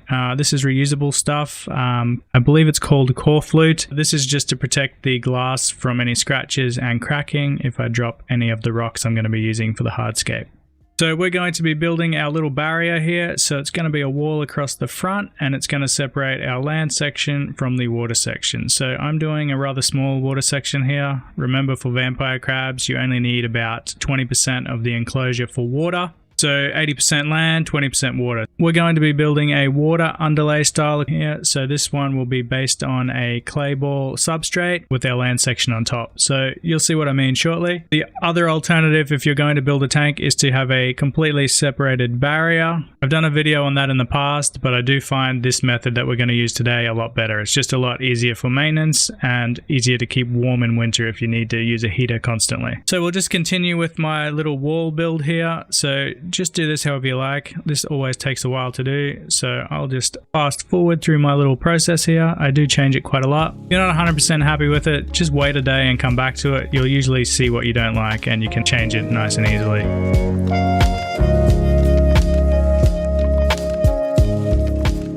Okay, so now that we have our little water barrier in place, we can start adding our clay balls. So these are really easy, really cheap to find. So just pour them into the back section where you're going to have your land, then level it out. Just remember, you want to keep your soil about ½ an inch to an inch above the water, just so it doesn't become waterlogged. So remember that when you're putting in your substrate at the back here with the clay balls, you want to go a little bit higher, just so that the water doesn't become waterlogged in the soil. Clay balls are really good too because they add a good place for beneficial bacteria to live, which will end up being what keeps your water section nice and clean and free from any of the ammonia nitrates and nitrates.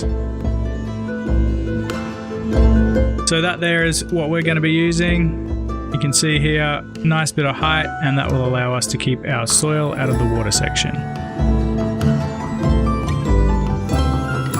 Okay, the next most important thing to add here is the barrier that keeps the soil out of the clay balls. So I usually like to use weed matting. You can find this just about anywhere. Any garden store sells it. It's super cheap.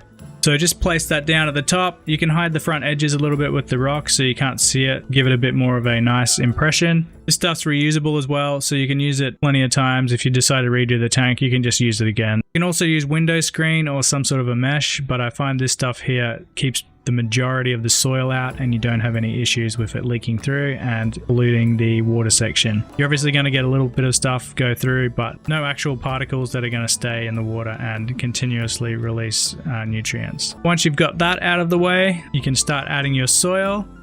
For this, I generally like to use just organic soil, any type's fine, and I usually mix it with a bit of cocoa fiber. You don't have to do this, but I like to just give it a bit of a mix. Just plain simple soil's fine, as long as you don't have any fertilizers or anything in the soil. So that's nice and straightforward as well, so just build up a little bit of a base. Remember, if you're planting into it, you're going to need a bit of depth for your plants. This build, we're doing a bit of a different style, so I'm not going that deep this time.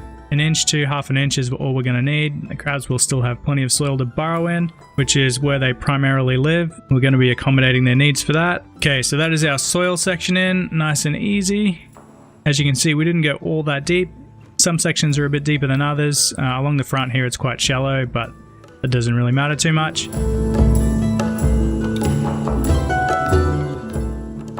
Now we're moving on to hardscape. Again, you can use whatever you like. We're doing a fantasy style build here, so I'm using a nice piece of birch wood. I just found this in the forest. It took me a long time to find. It's got lots of good character. I do like the look of it. You'll see it a little bit better later on once the lighting gets a little bit better. But the birch wood has a nice texture. It's safe to use, unlike a lot of pine. If you want to build something, avoid any of the pine species. They're not the best to use. They seem to go moldy really quick. Plus the pine resin and the sap isn't very good for your tank. So definitely avoid those altogether. Okay, so our hardscape here is going to be nice and simple. One big piece of birch wood, as you can see. Bit of a mutated piece. Got strange branches coming out of it. Definitely got a lot of character. We'll cover the saw cuts up later on so they don't look so silly. Okay, so this is a nice simple piece of hardscape, so I don't have to do anything dramatic. We're not creating anything crazy with this. One piece solves the problem. However, if you're going to do something a little bit more intricate, take your time with it. Definitely do it over a couple of days. Don't try to rush it all in one day because you will change your mind during the process.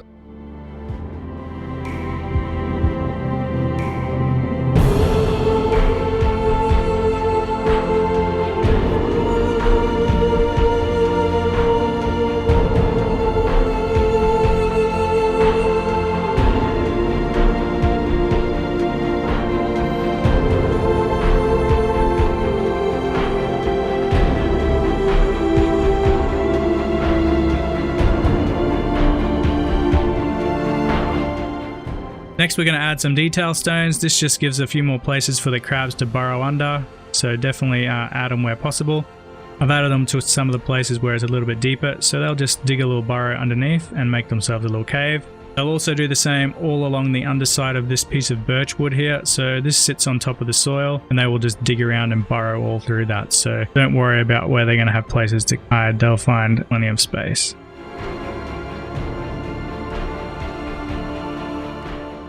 Okay, so as I said earlier, we're not going to be planting this tank too heavily. We're going for a different style here completely. There is a reason for this. I know a lot of the time we do heavily planted tanks for these crabs to give them a lot of shelter and places to hide. However, I've been watching my main tank here for quite a while now, and while the plants definitely are necessary, there are some other ways to provide them any sort of cover and places to hide. So in my other tank, I have a lot of moss, and I've noticed one of the primary places they like to hide is between the moss and the soil. So once we place the moss down, there's always going to be a little bit of space underneath, and the crabs will dig their way underneath and they will hide underneath this moss layer and between the soil. So this is a really good way to essentially make the entire tank a place for them to hide. So we're going to go ahead and add our moss across the entire soil layer of the tank, and this is how we're going to get away with not using any leaf cover, any plants or anything else. So the good part about this is as well that the crabs eat moss. It's one of their favorite things to eat, so as the moss grows they will just chew on it like cows. They are pretty big grazers. So this is the other benefit. The only thing we need to be careful of here is moss doesn't like to be too wet. So this is where our soil being higher than the water layer becomes very important. So if you were using plants, it's not as important. But with moss, you definitely need to make sure that the soil isn't waterlogged. Okay, so we're going to go ahead and add moss to the entire base of this. Moss I'm using at the moment is harvested from a little patch not too far from my house. I've got one log there that I leave basically easy to access, and it's just covered in moss, and I just raid it as it grows back. So it's quite a nice sustainable source. You can keep this stuff wherever in your house if you want to grow your own moss, but for me, that's where I'm doing it at the moment. It grows really quickly and it's easy to harvest.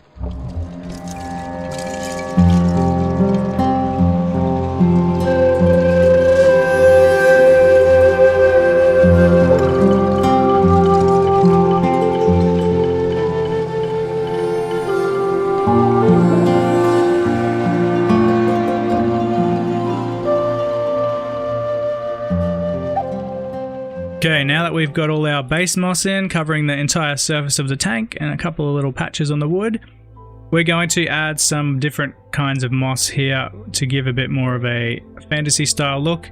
So the first thing you need to do for this is to get some cotton. This is just some organic cotton here. You can use anything, but I find cotton's cheap, easy, and it degrades at a sort of a slow enough rate, but it still does degrade, unlike fishing line. So we're just going to tie this on, and then we're going to add our moss. I'm not 100% sure what type of moss this is, though it's a different stuff to what we used on the base. It's more of a climbing moss. You generally find this stuff on tree trunks, which is why we're going to be using it for these branches. So if you've applied moss to anything in an aquarium, we're using the same process. So we'll just lay it on and then wrap it on with the cotton. So pretty straightforward. We're going to do this quite a few times to a few different sections, and over time the moss will take hold and it will start to spread. So that's the aim for this one. The only thing we're going to possibly have issues with here is it gets quite high and quite close to the light. So we're going to need a lot of misting and moisture. So depending on how this works out, you can also add a layer of fabric here. This will keep the moisture in a little bit better,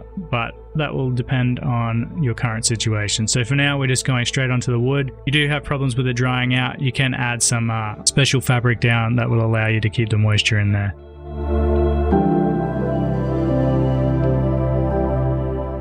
Now now that the moss is all sorted, we can add our substrate for the water section. So for this, I'm using just plain white sand. It's recycled from my last aquarium build, so there's a little bit of gravel in there. I'm going to dig all that out at some stage. So we're going to put a nice little layer in here. You can use whatever you like. Sand or fine gravel works best. Try to avoid big rocks if you can. It just gives the crabs a bit of an easier time when they're molting. And they always molt in the water, so just be aware of that as well. So you do need some sort of hiding places. As you can see, we've got a little cave here on the left, and we'll add some more details to the water section once we've got it established. But for now, we're just going to put the sand in, spread it all around, and then we can add water.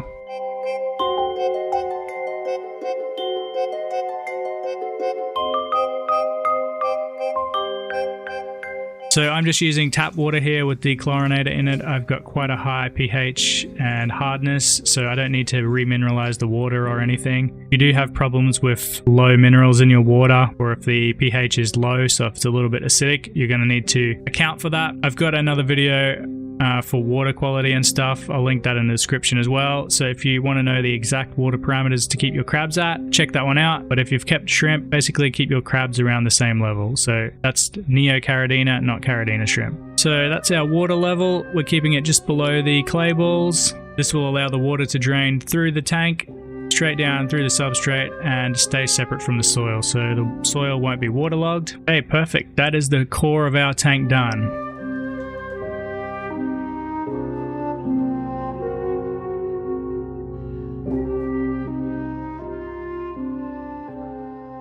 So moving on to the next part of the build, I'm going to be adding these awesome little crab cribs from Chris at Symbiotic Glass. He sent these over a while ago. He's been making scientific instruments like viscometers and spectrometers for the last 15 or so years, and he also started making some interesting stuff for his fish. First he started off making a little home, kind of like this little crab hovel here for his scarlet batis, but he ended up finding out that his cories and his otocinclus loved it more, and they basically made his scarlet batis homeless. So after hearing that, I thought I'd get a couple of these and see how my vampire crabs like them. You'll see a little bit later in the video, they find really weird ways to use them. So these ones here are a custom order. I chose the color and everything, and they also glow in the dark, which is super cool, and they also come up really cool under UV light. So if you got a black light or a UV light, they look really cool. I haven't been able to find one that'll work for my tank yet, but it's definitely something on my list. I'll leave a link in the description to his store, and you can check out what he's got on offer, and we'll just start putting these bad boys straight into the tank. So I've got a few different things here. So we got some mushrooms. These are mostly just a decoration thing. I wanted to sort of get a fantasy style forest vibe going here. Just got to wait for the tank to grow in. And as well as that, we got these sweet little crab cribs. I've had these in the tank for a while now, even though you're just seeing it now, but the crabs really do like them. Some of them live in them, some of them seem to be using them as feasting halls or dining halls, maybe even traps. I haven't quite figured it out yet. They're definitely cool little additions. Anyway, I'm going to go ahead and add everything to the tank, then we can start adding our crabs.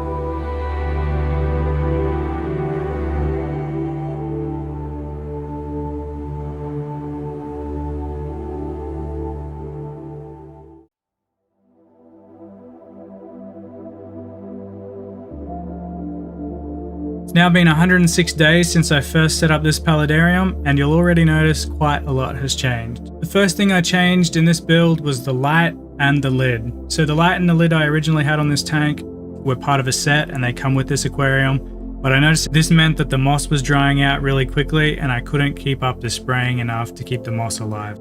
So I just switched over to a clear plastic lid, just an acrylic one, drilled some air holes in it, and then changed the light. The light now sits a lot higher. You'll see it here, it's attached to the shelf above, and this gives a lot better light spread, and it doesn't put so much heat into the tank, which is drying the moss out. The crabs didn't really mind. They quite like a hot, warm environment with a lot of humidity, but the moss at the top of the tank was really struggling. Some of it's still coming back at the moment, which you might notice it's a little bit brown. The other major addition that I added to this tank was some ferns. So basically, I kind of got bored of the moss-only scape.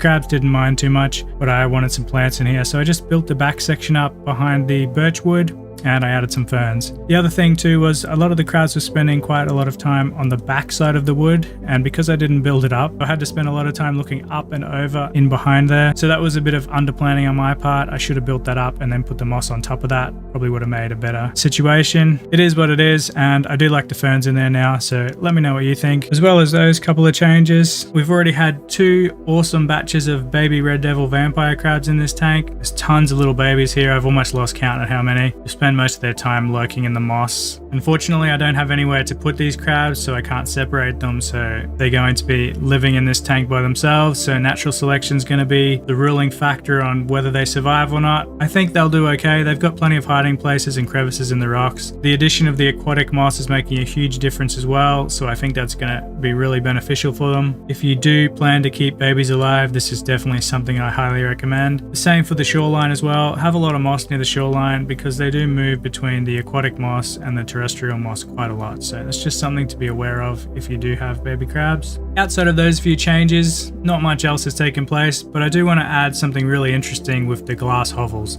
The crabs didn't really interact with the mushrooms so much, which is obvious. They were more of a cosmetic sort of a theme, which I quite like. But the little glass hovels, or the crab cribs, have been really interesting because depending on their placement, crabs interact with them really differently. So the 2 at the front of the tank, they're kind of like dining halls or feasting areas, and the crabs drag whatever they want to eat into these things and just munch away in there. Quite often I'll find chewed up snails, snail shell, salvinia, bits of old crab molt lying in the bottom of them. And I've even seen one crab ambush an isopod that's ventured into one of the cribs to eat some of the scraps lying around. So that was pretty cool. If the crabs possessed any sort of intelligence rather than instinct, I would almost think that this was some sort of a trap, like an ambush, because I do see quite a lot of isopod shells and scraps lying inside the 2 front hovels. So it is possible that the crabs are actually learning to wait for the isopods to go in there and then ambush them and eat them. It's hard to say though, but it has been pretty interesting to watch. The other crab cribs that I have at the back of the tank, they seem to be the ones they're using for homes. So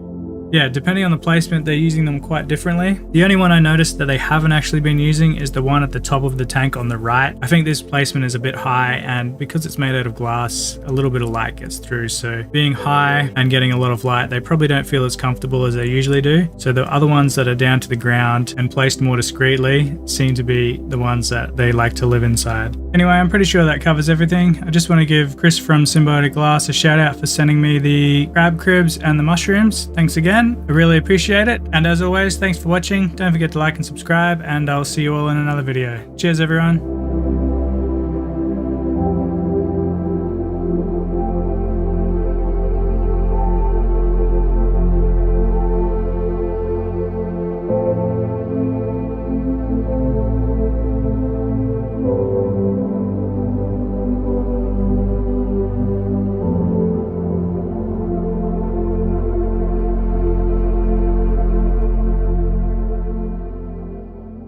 In this video, I'll be building a huge ecosystem paludarium for my captive bred cast of purple vampire crabs. This paludarium ends up being one of my longest running projects, running for 475 days before I had to move apartments and break it all down. The tank I'm using is a custom made 100 by 35 by 30 centimeter 75 liter or 20 gallon paludarium style tank. To create the background for this tank, I made a mold out of corrugated black plastic, then added a random assortment of sticks from my backyard to make it look a bit more natural. Next, I sprayed in some expanding foam to lock everything into place, And later this will all be carved back to make a realistic rock looking texture. When using expanding foam, just be prepared for it to expand quite a lot, so don't go overboard with it because you'll be cutting it back for hours otherwise. As well as making a background, I also made a little divider using a similar method, which I'll be using as a separation barrier between the water section and the soil section. After hours and hours of carving, this is our basic layout. If you are doing this, just make sure you cut back all of the smooth surfaces because it won't work properly when we get to the next step. And I ended up cutting it into 3 different sections to fit in the tank a little bit easier. Behind the water barrier foam wall, there is also a black piece of corrugated plastic that is siliconed into place. This is how I'll be keeping the water section and the land section separate.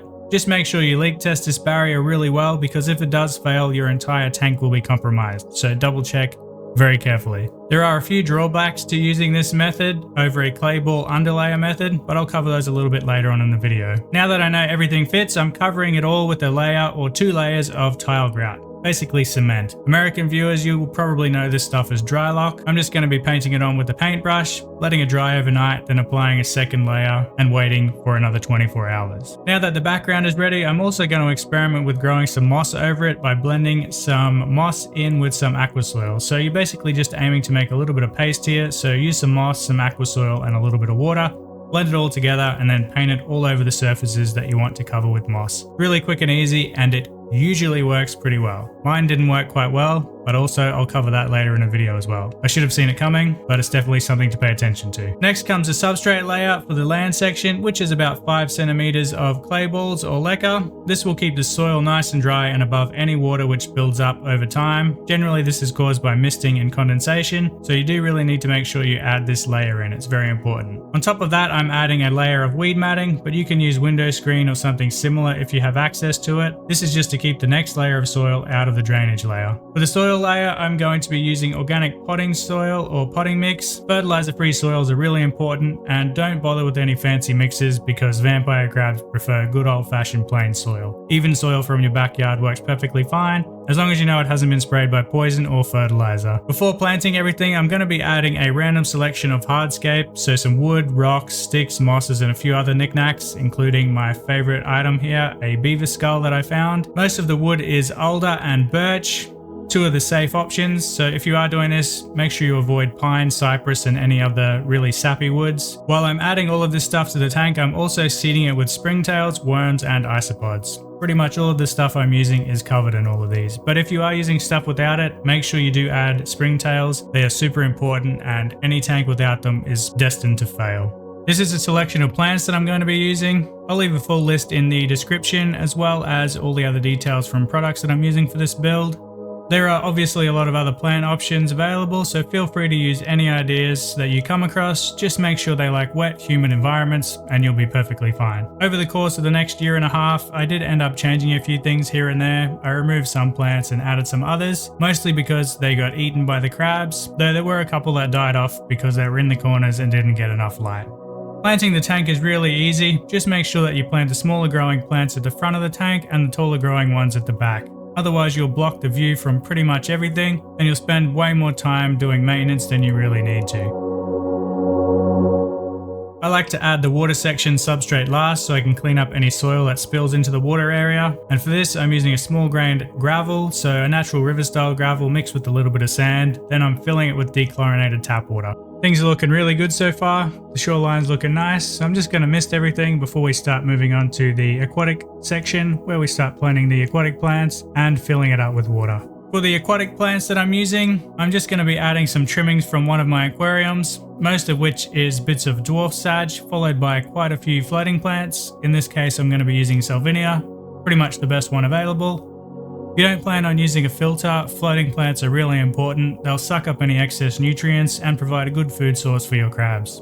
Although it's completely optional, I am going to be adding a tiny little filter to one end of the tank just to circulate a bit of water. I don't end up keeping this in the tank permanently, I just got sick of cleaning it and it's definitely not required. After a week, I broke down my breeding tank and ended up moving my entire cast of Geosesama denula, purple vampire crabs, into their new home. Ideally, you should wait about a month, but I know what I'm doing. I've done this plenty of times, so I know what to be aware of when doing this. But if you're new to this, definitely wait about a month. Your tank will cycle through all of the mold processes, and you'll get a way better start and you won't have to stress so much about your tank. Believe it or not, all of these crabs came from a single pair, a male and a female, and they're all from the same generation. As you can see, they all grow at very different rates, so some of them are quite big and some of them are still quite small. And importantly, if you don't feed your babies really well, they will cannibalize each other and you will lose a lot of them. So make sure if you have them in a small tank while you're growing them, make sure you feed them really, really well.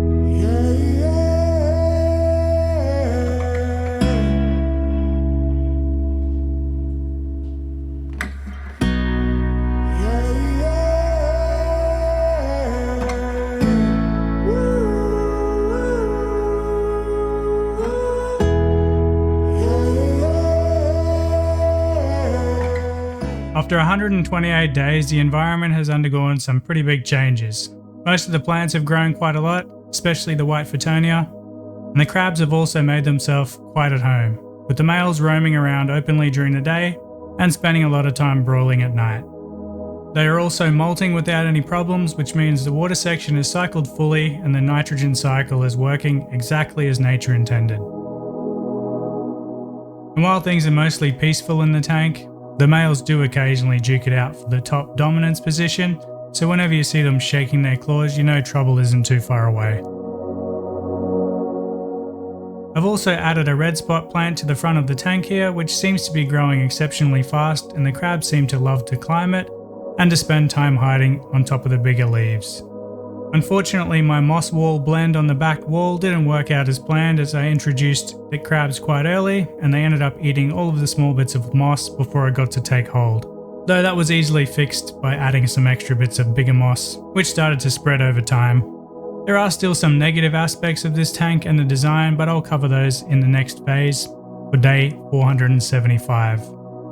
Fast forward to day 475, this is the final day of the tank, and in a few hours I'll be stripping it down for a brand new project.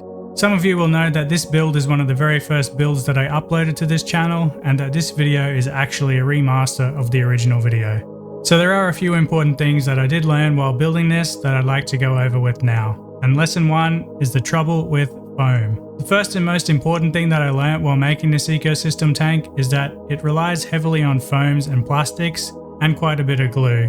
While this looks quite nice and works reasonably well, it doesn't ever really feel like an organic recreation of nature.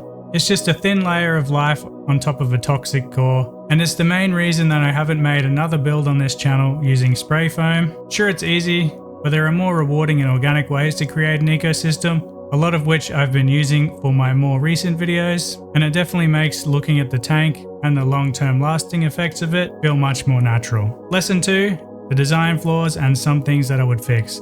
The second issue with this tank is the core design. Having a solid separation barrier between the water section and the land section isn't optimal. I know this is quite a popular method that people use, but the biggest issue with this is that evaporation and condensation build up on the land side over time, which requires regular draining to prevent any water building up and turning it into a swamp. While this is avoidable by using a small drainage siphon on the back side of the tank, like the one I've created here, it's generally more work than it needs to be, which is why I've switched entirely over to doing full underlay style builds, which utilize clay balls and gravel. It's a flawless system and one that I highly suggest you use if you have the option and you want to try something a lot easier to work with. If you've been paying attention as well, you would have also spotted a rogue red crab in this tank. He is an escaped Geosisama Hagen, or a red devil. I had a few babies escape from their tubs a while back and I found him crawling on the floor, just a brown little crab.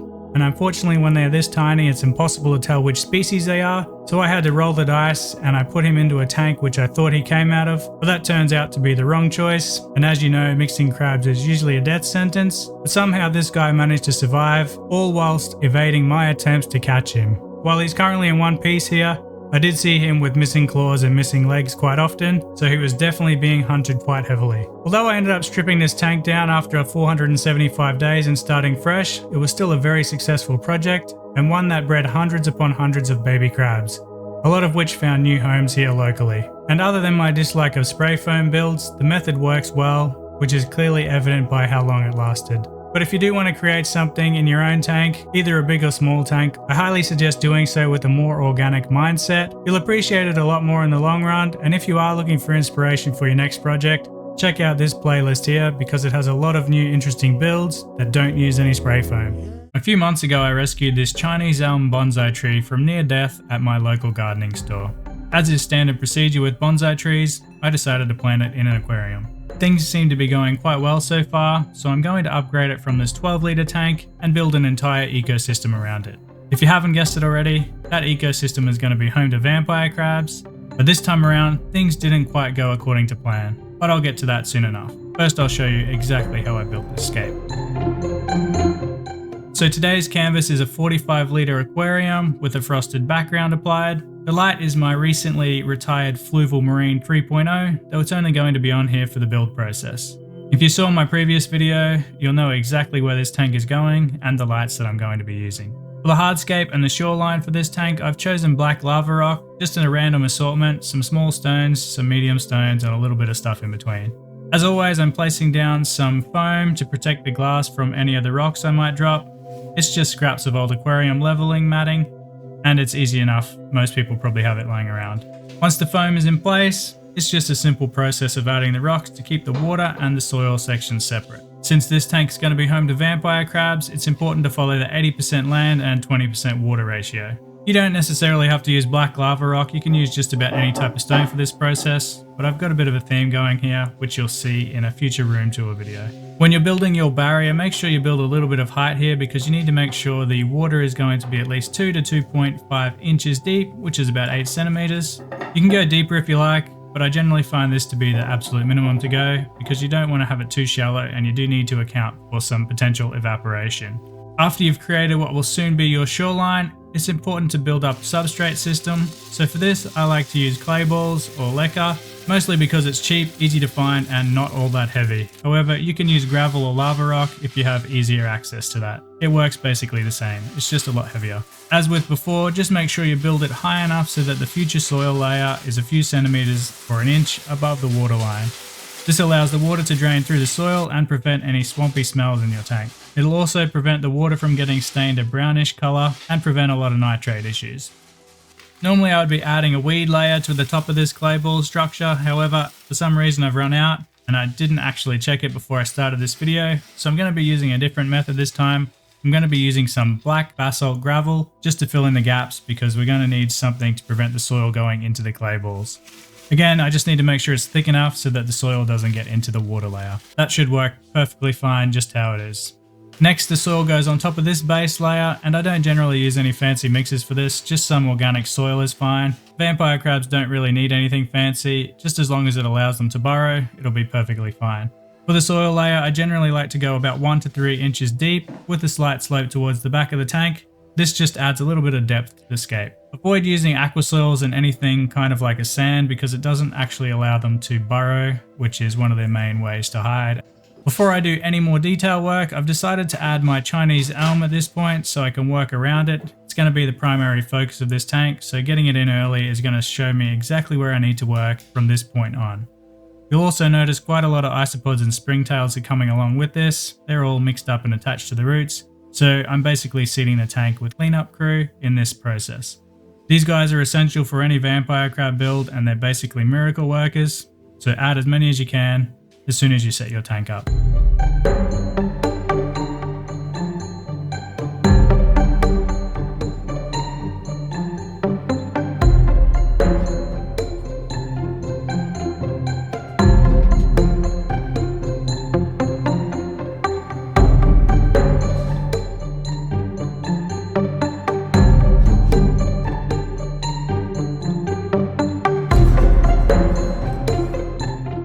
After adding a few more detail stones, it's time to add some moss to the build. As most of you already know, moss is super important and one of my favorite aspects to add to any vampire crab paludarium.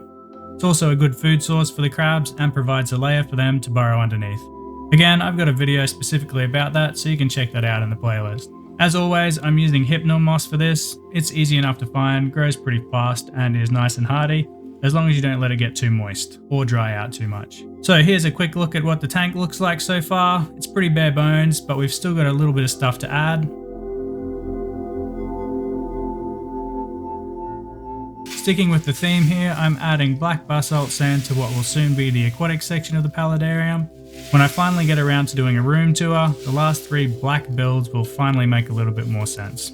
You don't need to go too deep with the sand layer in the aquatic section unless you're planning to plant some plants into it. If you're going to add a lot of plants, you're probably going to need to get at least a few centimeters or an inch deep. Now I'm just going to quickly fill the tank up, add my favorite floating plant, Salvinia. Floating plants are essential if you're doing a low-tech tank like this without a pump or a filter. They'll basically suck up any nutrients that find their way into the water and keep your parameters nice and stable. Also, to add a little bit more character to the tank, I added a small eyelash fern in the far right corner. I'll leave the name up on the screen of exactly what it is. This is the first time I've seen this fern and the first time I'm going to be using it, so it could potentially be a bad choice, but time will tell. Looking at some of the information about it, I think it's going to be okay though. Lastly, I'm dropping in a few crab cribs for the crabs to enjoy. They were quite popular with the crabs in the last build that I used them in, so I'm going to put them in this tank as well and see how they go.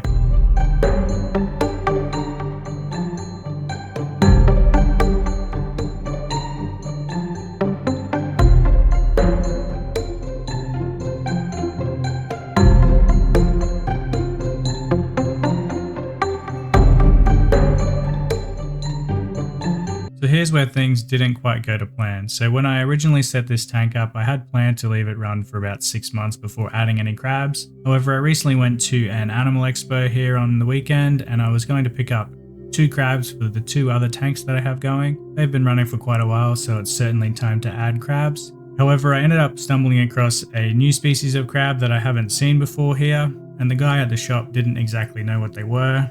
So I ended up grabbing all 4 of those as well, which turned out to be all females. They were being kept in kind of rough conditions as well, so I thought I'd just take all the crabs from the shop and give them a way better home. So normally I would add them into a tank that's a little bit more established than this with a little bit more plant density and stuff. However, it is what it is and the crabs seem pretty happy so far. So I'm not 100% sure exactly what these ones are, but I've done a bit of research and just going off the colors and stuff so far, I think they might be Geosama Blood Devil.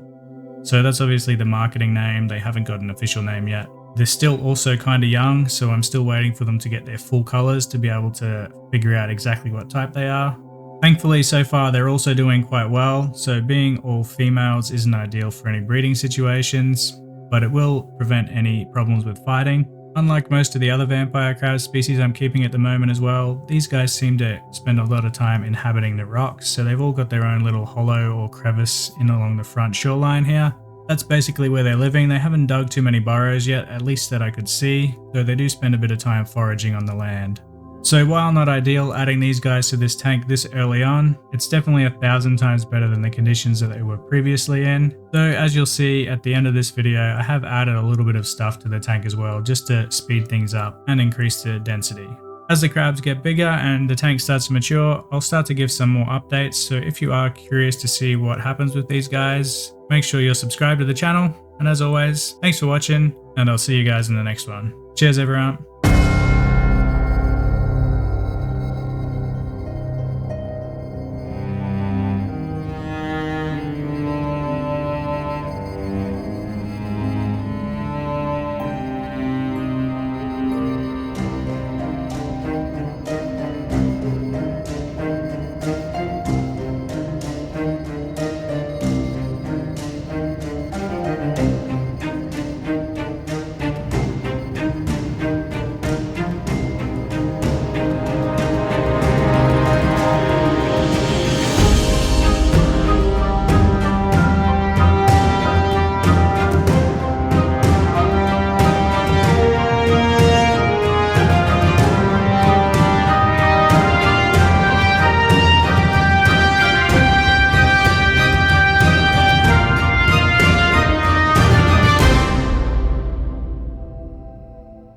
In a recent video, I built this high-tech masterpiece inside of an Exoterra 45 by 45 by 90 cm paludarium and introduced you to a very unique species of vampire crab. And in this video, I'm going to be doing something similar, but also quite a bit different. I'm going to be building a low-tech vertical style vampire crab ecosystem inside of this 40 by 40 by 60 cm paludarium. Just like the previous build, this is going to be completely spray foam free and utilize some unique methods that make the entire ecosystem way more natural. Kickstart this build, here is the stack of compressed corkboards I'm going to be using to create a very detailed background. It's a mix of cork with a tiny bit of charcoal mixed in. Unlike the previous Exoterra build, this one isn't going to be optimized for viewing from 3 sides, so I'm going to be covering the background and both of the sides with corkboard. First, I planned how much of the paludarium I wanted to be water and soil. With this information, I then cut the cork panels to size using a ruler. In this case, the tank doors is a ruler and a simple box cutter. After I cut all of the pieces to fit, I lay the tank down on its back and silicone the first pieces into place on the back panel.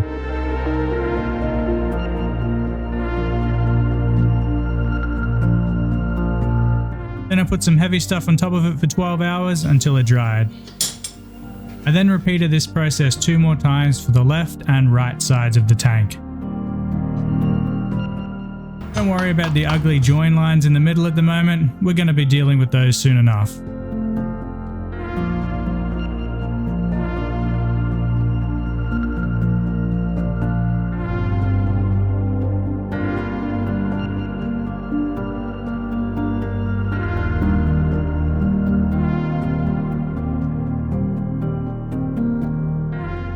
Now using the corkboard offcuts, we're going to make some simple little structures that will help add detail to the background and sides of the tank. Essentially, I'm just going to be using some bison glue, gorilla glue in most other countries, to glue random bits of corkboard together to make little cork stacks or little cork hills. They look pretty stupid at the moment, but that doesn't really matter because what comes next will change that entirely. I made quite a few of these things in all different shapes and sizes, then stuck them to the background and the sides as randomly as possible. Again, I just use a little bit of the bison glue and the trusty skewer method. If you didn't see my previous video, and I think you should, you can use bamboo skewers to pin things into place very securely. This works exceptionally well for objects that have weight hanging on them, though it does kind of look like someone detonated an echidna inside the tank once you're finished. But we'll clean that up pretty quickly. While you can trim off all of the excess using a pair of scissors or some garden shears, I found using the Dremel 10 times easier. After I hacked out all of the skewers, I used a wire brush attachment to wear down the squared edges to make things look a little bit more natural. But that ended up being a stupid decision which I shouldn't have borrowed from another YouTuber, because the wire brush slowly disintegrated and left tons of little sharp strands of wire all through the tank and through the corkboard. So do yourself a favor and use a proper sanding bit instead, and also don't forget to use a dust mask and run a vacuum cleaner at the same time you're using this, because this step ends up being super messy. After a ton of vacuuming and wire extraction, which I used a strong magnet for, the end results look pretty good, and it's now time to start working on the base. As always, I'm putting down some old aquarium matting for the glass protection. While these rocks don't have any pointy edges that might cause pressure points and issues with the glass, I'm just more worried about dropping the rocks, so I always consider this to be a very handy step to add. I originally planned on using lichen stone, but the shop sent me Sirius stone by mistake, and I didn't feel like messing around and trying to get some new stuff, so I just used this instead, and I think it looks pretty good anyway. Behind this rock wall, I'm adding a clay ball substrate layer, which I find to be the best substrate medium to use for building paludariums. It's cheap, easy to find, and doesn't weigh a ton. On top of the substrate layer, I'm adding a layer of weed matting, and then some organic potting mix. The main thing to remember here when setting up the base of your tank is that you do not want your water and soil to mix, so make sure you leave a small gap of air between the 2 layers. Now that that's out of the way, the fun can really start, and this is probably the part of any build process that people really look forward to, and that's adding all of the structure. Just like the previous build I finished, I'm going to be using cork bark pieces for this, all of which will be pinned in place using the bamboo skewer method. I'm also going to be making lots of little pockets which I can fill with plants and soil. Unlike the corkboards though, you need to pre-drill the holes for the skewers to pass through, as the bark is surprisingly tough. When you do drill them though, make sure you do it properly and do it a little bit safer than I'm doing here. And just like before, after skewering everything in place, we do need to trim off all the excess skewer endings again.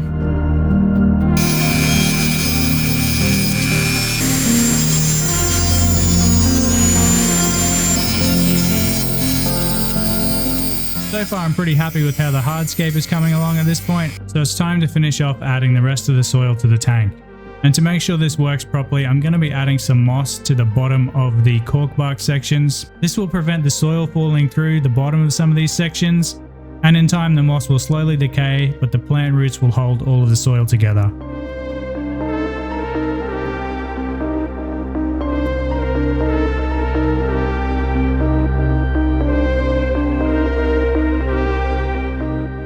While everything does look pretty natural at this point in time, I'm going to make it look even better by covering the entire corkboard surface with clay.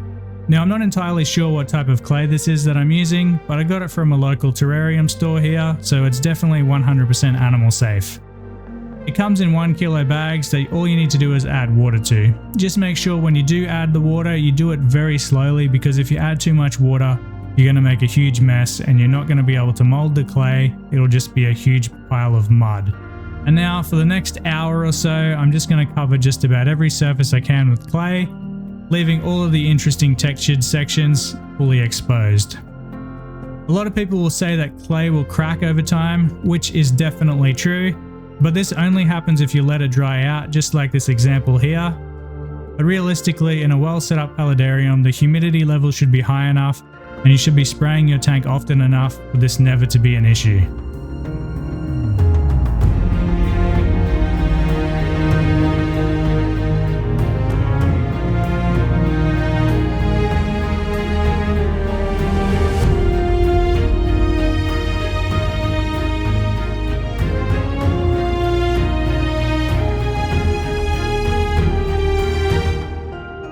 Now that the entire clay base has been added, I'm going to be adding a little bit more hardscape that I found in the forest, as well as an absolute ton of moss. This is all hypno moss, which I've found to be probably the best stuff to use for an indoor ecosystem like this.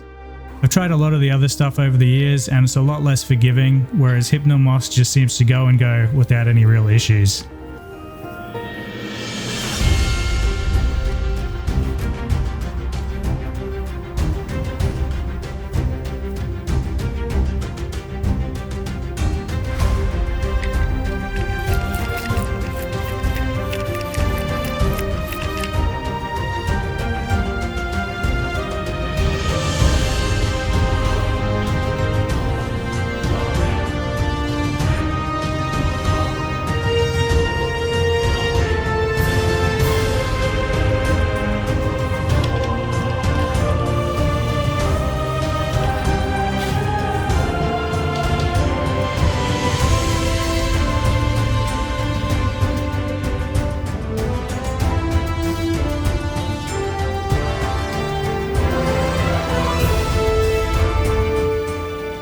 After adding the moss comes a nice layer of leaf litter from the forest floor, which is again the usual, mostly elm, beech and oak, as well as some acacia leaves, and an awesome little piece of bark here that I found that looks quite like a tunnel.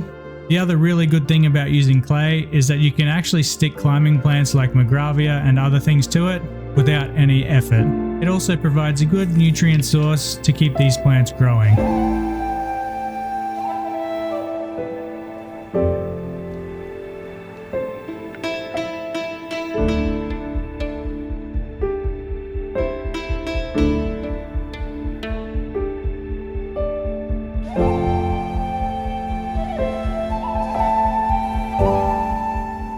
The last core component to add to this tank is the sand layer, which is just going to be fine quartz sand.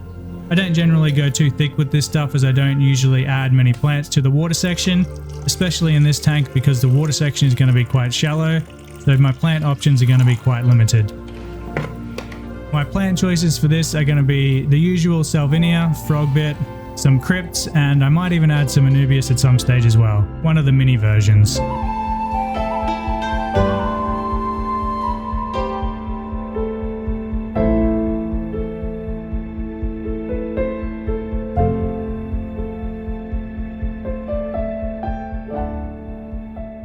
So far that's the bulk of the tank done, and now that we have a lot of organics in there, the first animals that need to go into this tank are springtails. And rather than sticking with just the traditional standard white ones, I'm also going to be trying this giant type of orange springtails. On average they are about 3 to 5 times the size of standard white springtails. They reproduce very slowly and seem to prefer a much more protein-rich diet. which is great because the crabs should get a lot more nourishment out of these guys than the standard white ones. Under this light though, they do appear to be a lot more red than orange at times, so it can be a little bit deceptive what colour they are. Interestingly enough as well, they aren't as springy as the white springtails and do seem quite sluggish in comparison. All in all, these guys deserve all the heroic music they can get. They keep the entire ecosystem functioning and healthy. It's quite hard to see in this clip, but this little guy is actually being eaten or attacked by a snail. Since they're quite expensive, I made sure to rescue him pretty quickly and place him back on the land. These little crabs are Geososama anangensa, native to the lush forests of Borneo. I was fortunate enough to get some of these from Kay, a fellow crab keeper based in Berlin, who kindly shared me these captive bred babies from her own colony. As captive bred vampire crabs can be incredibly hard to come by, this was a really awesome find. Among the various Geososama species, these crabs are some of the most elusive. They spend the majority of their time hidden away, only venturing out under the cover of darkness to forage. From observing them pretty closely, I've noticed that they likely prefer life closer to the ground, favouring deep burrows over elevated terrain, and for the first 5 months so far I haven't actually seen them climb anything, though their parents do climb occasionally, so this makes me think they might not be ideally suited for a vertical style tank like this one. But as they grow, I'll be studying their behaviour and adjusting their habitat to better meet their needs. With so much still unknown about Geososama species, there's tons of new and unique habits and preferences to figure out, but the most important thing is to always be willing to adjust as more new information comes to light.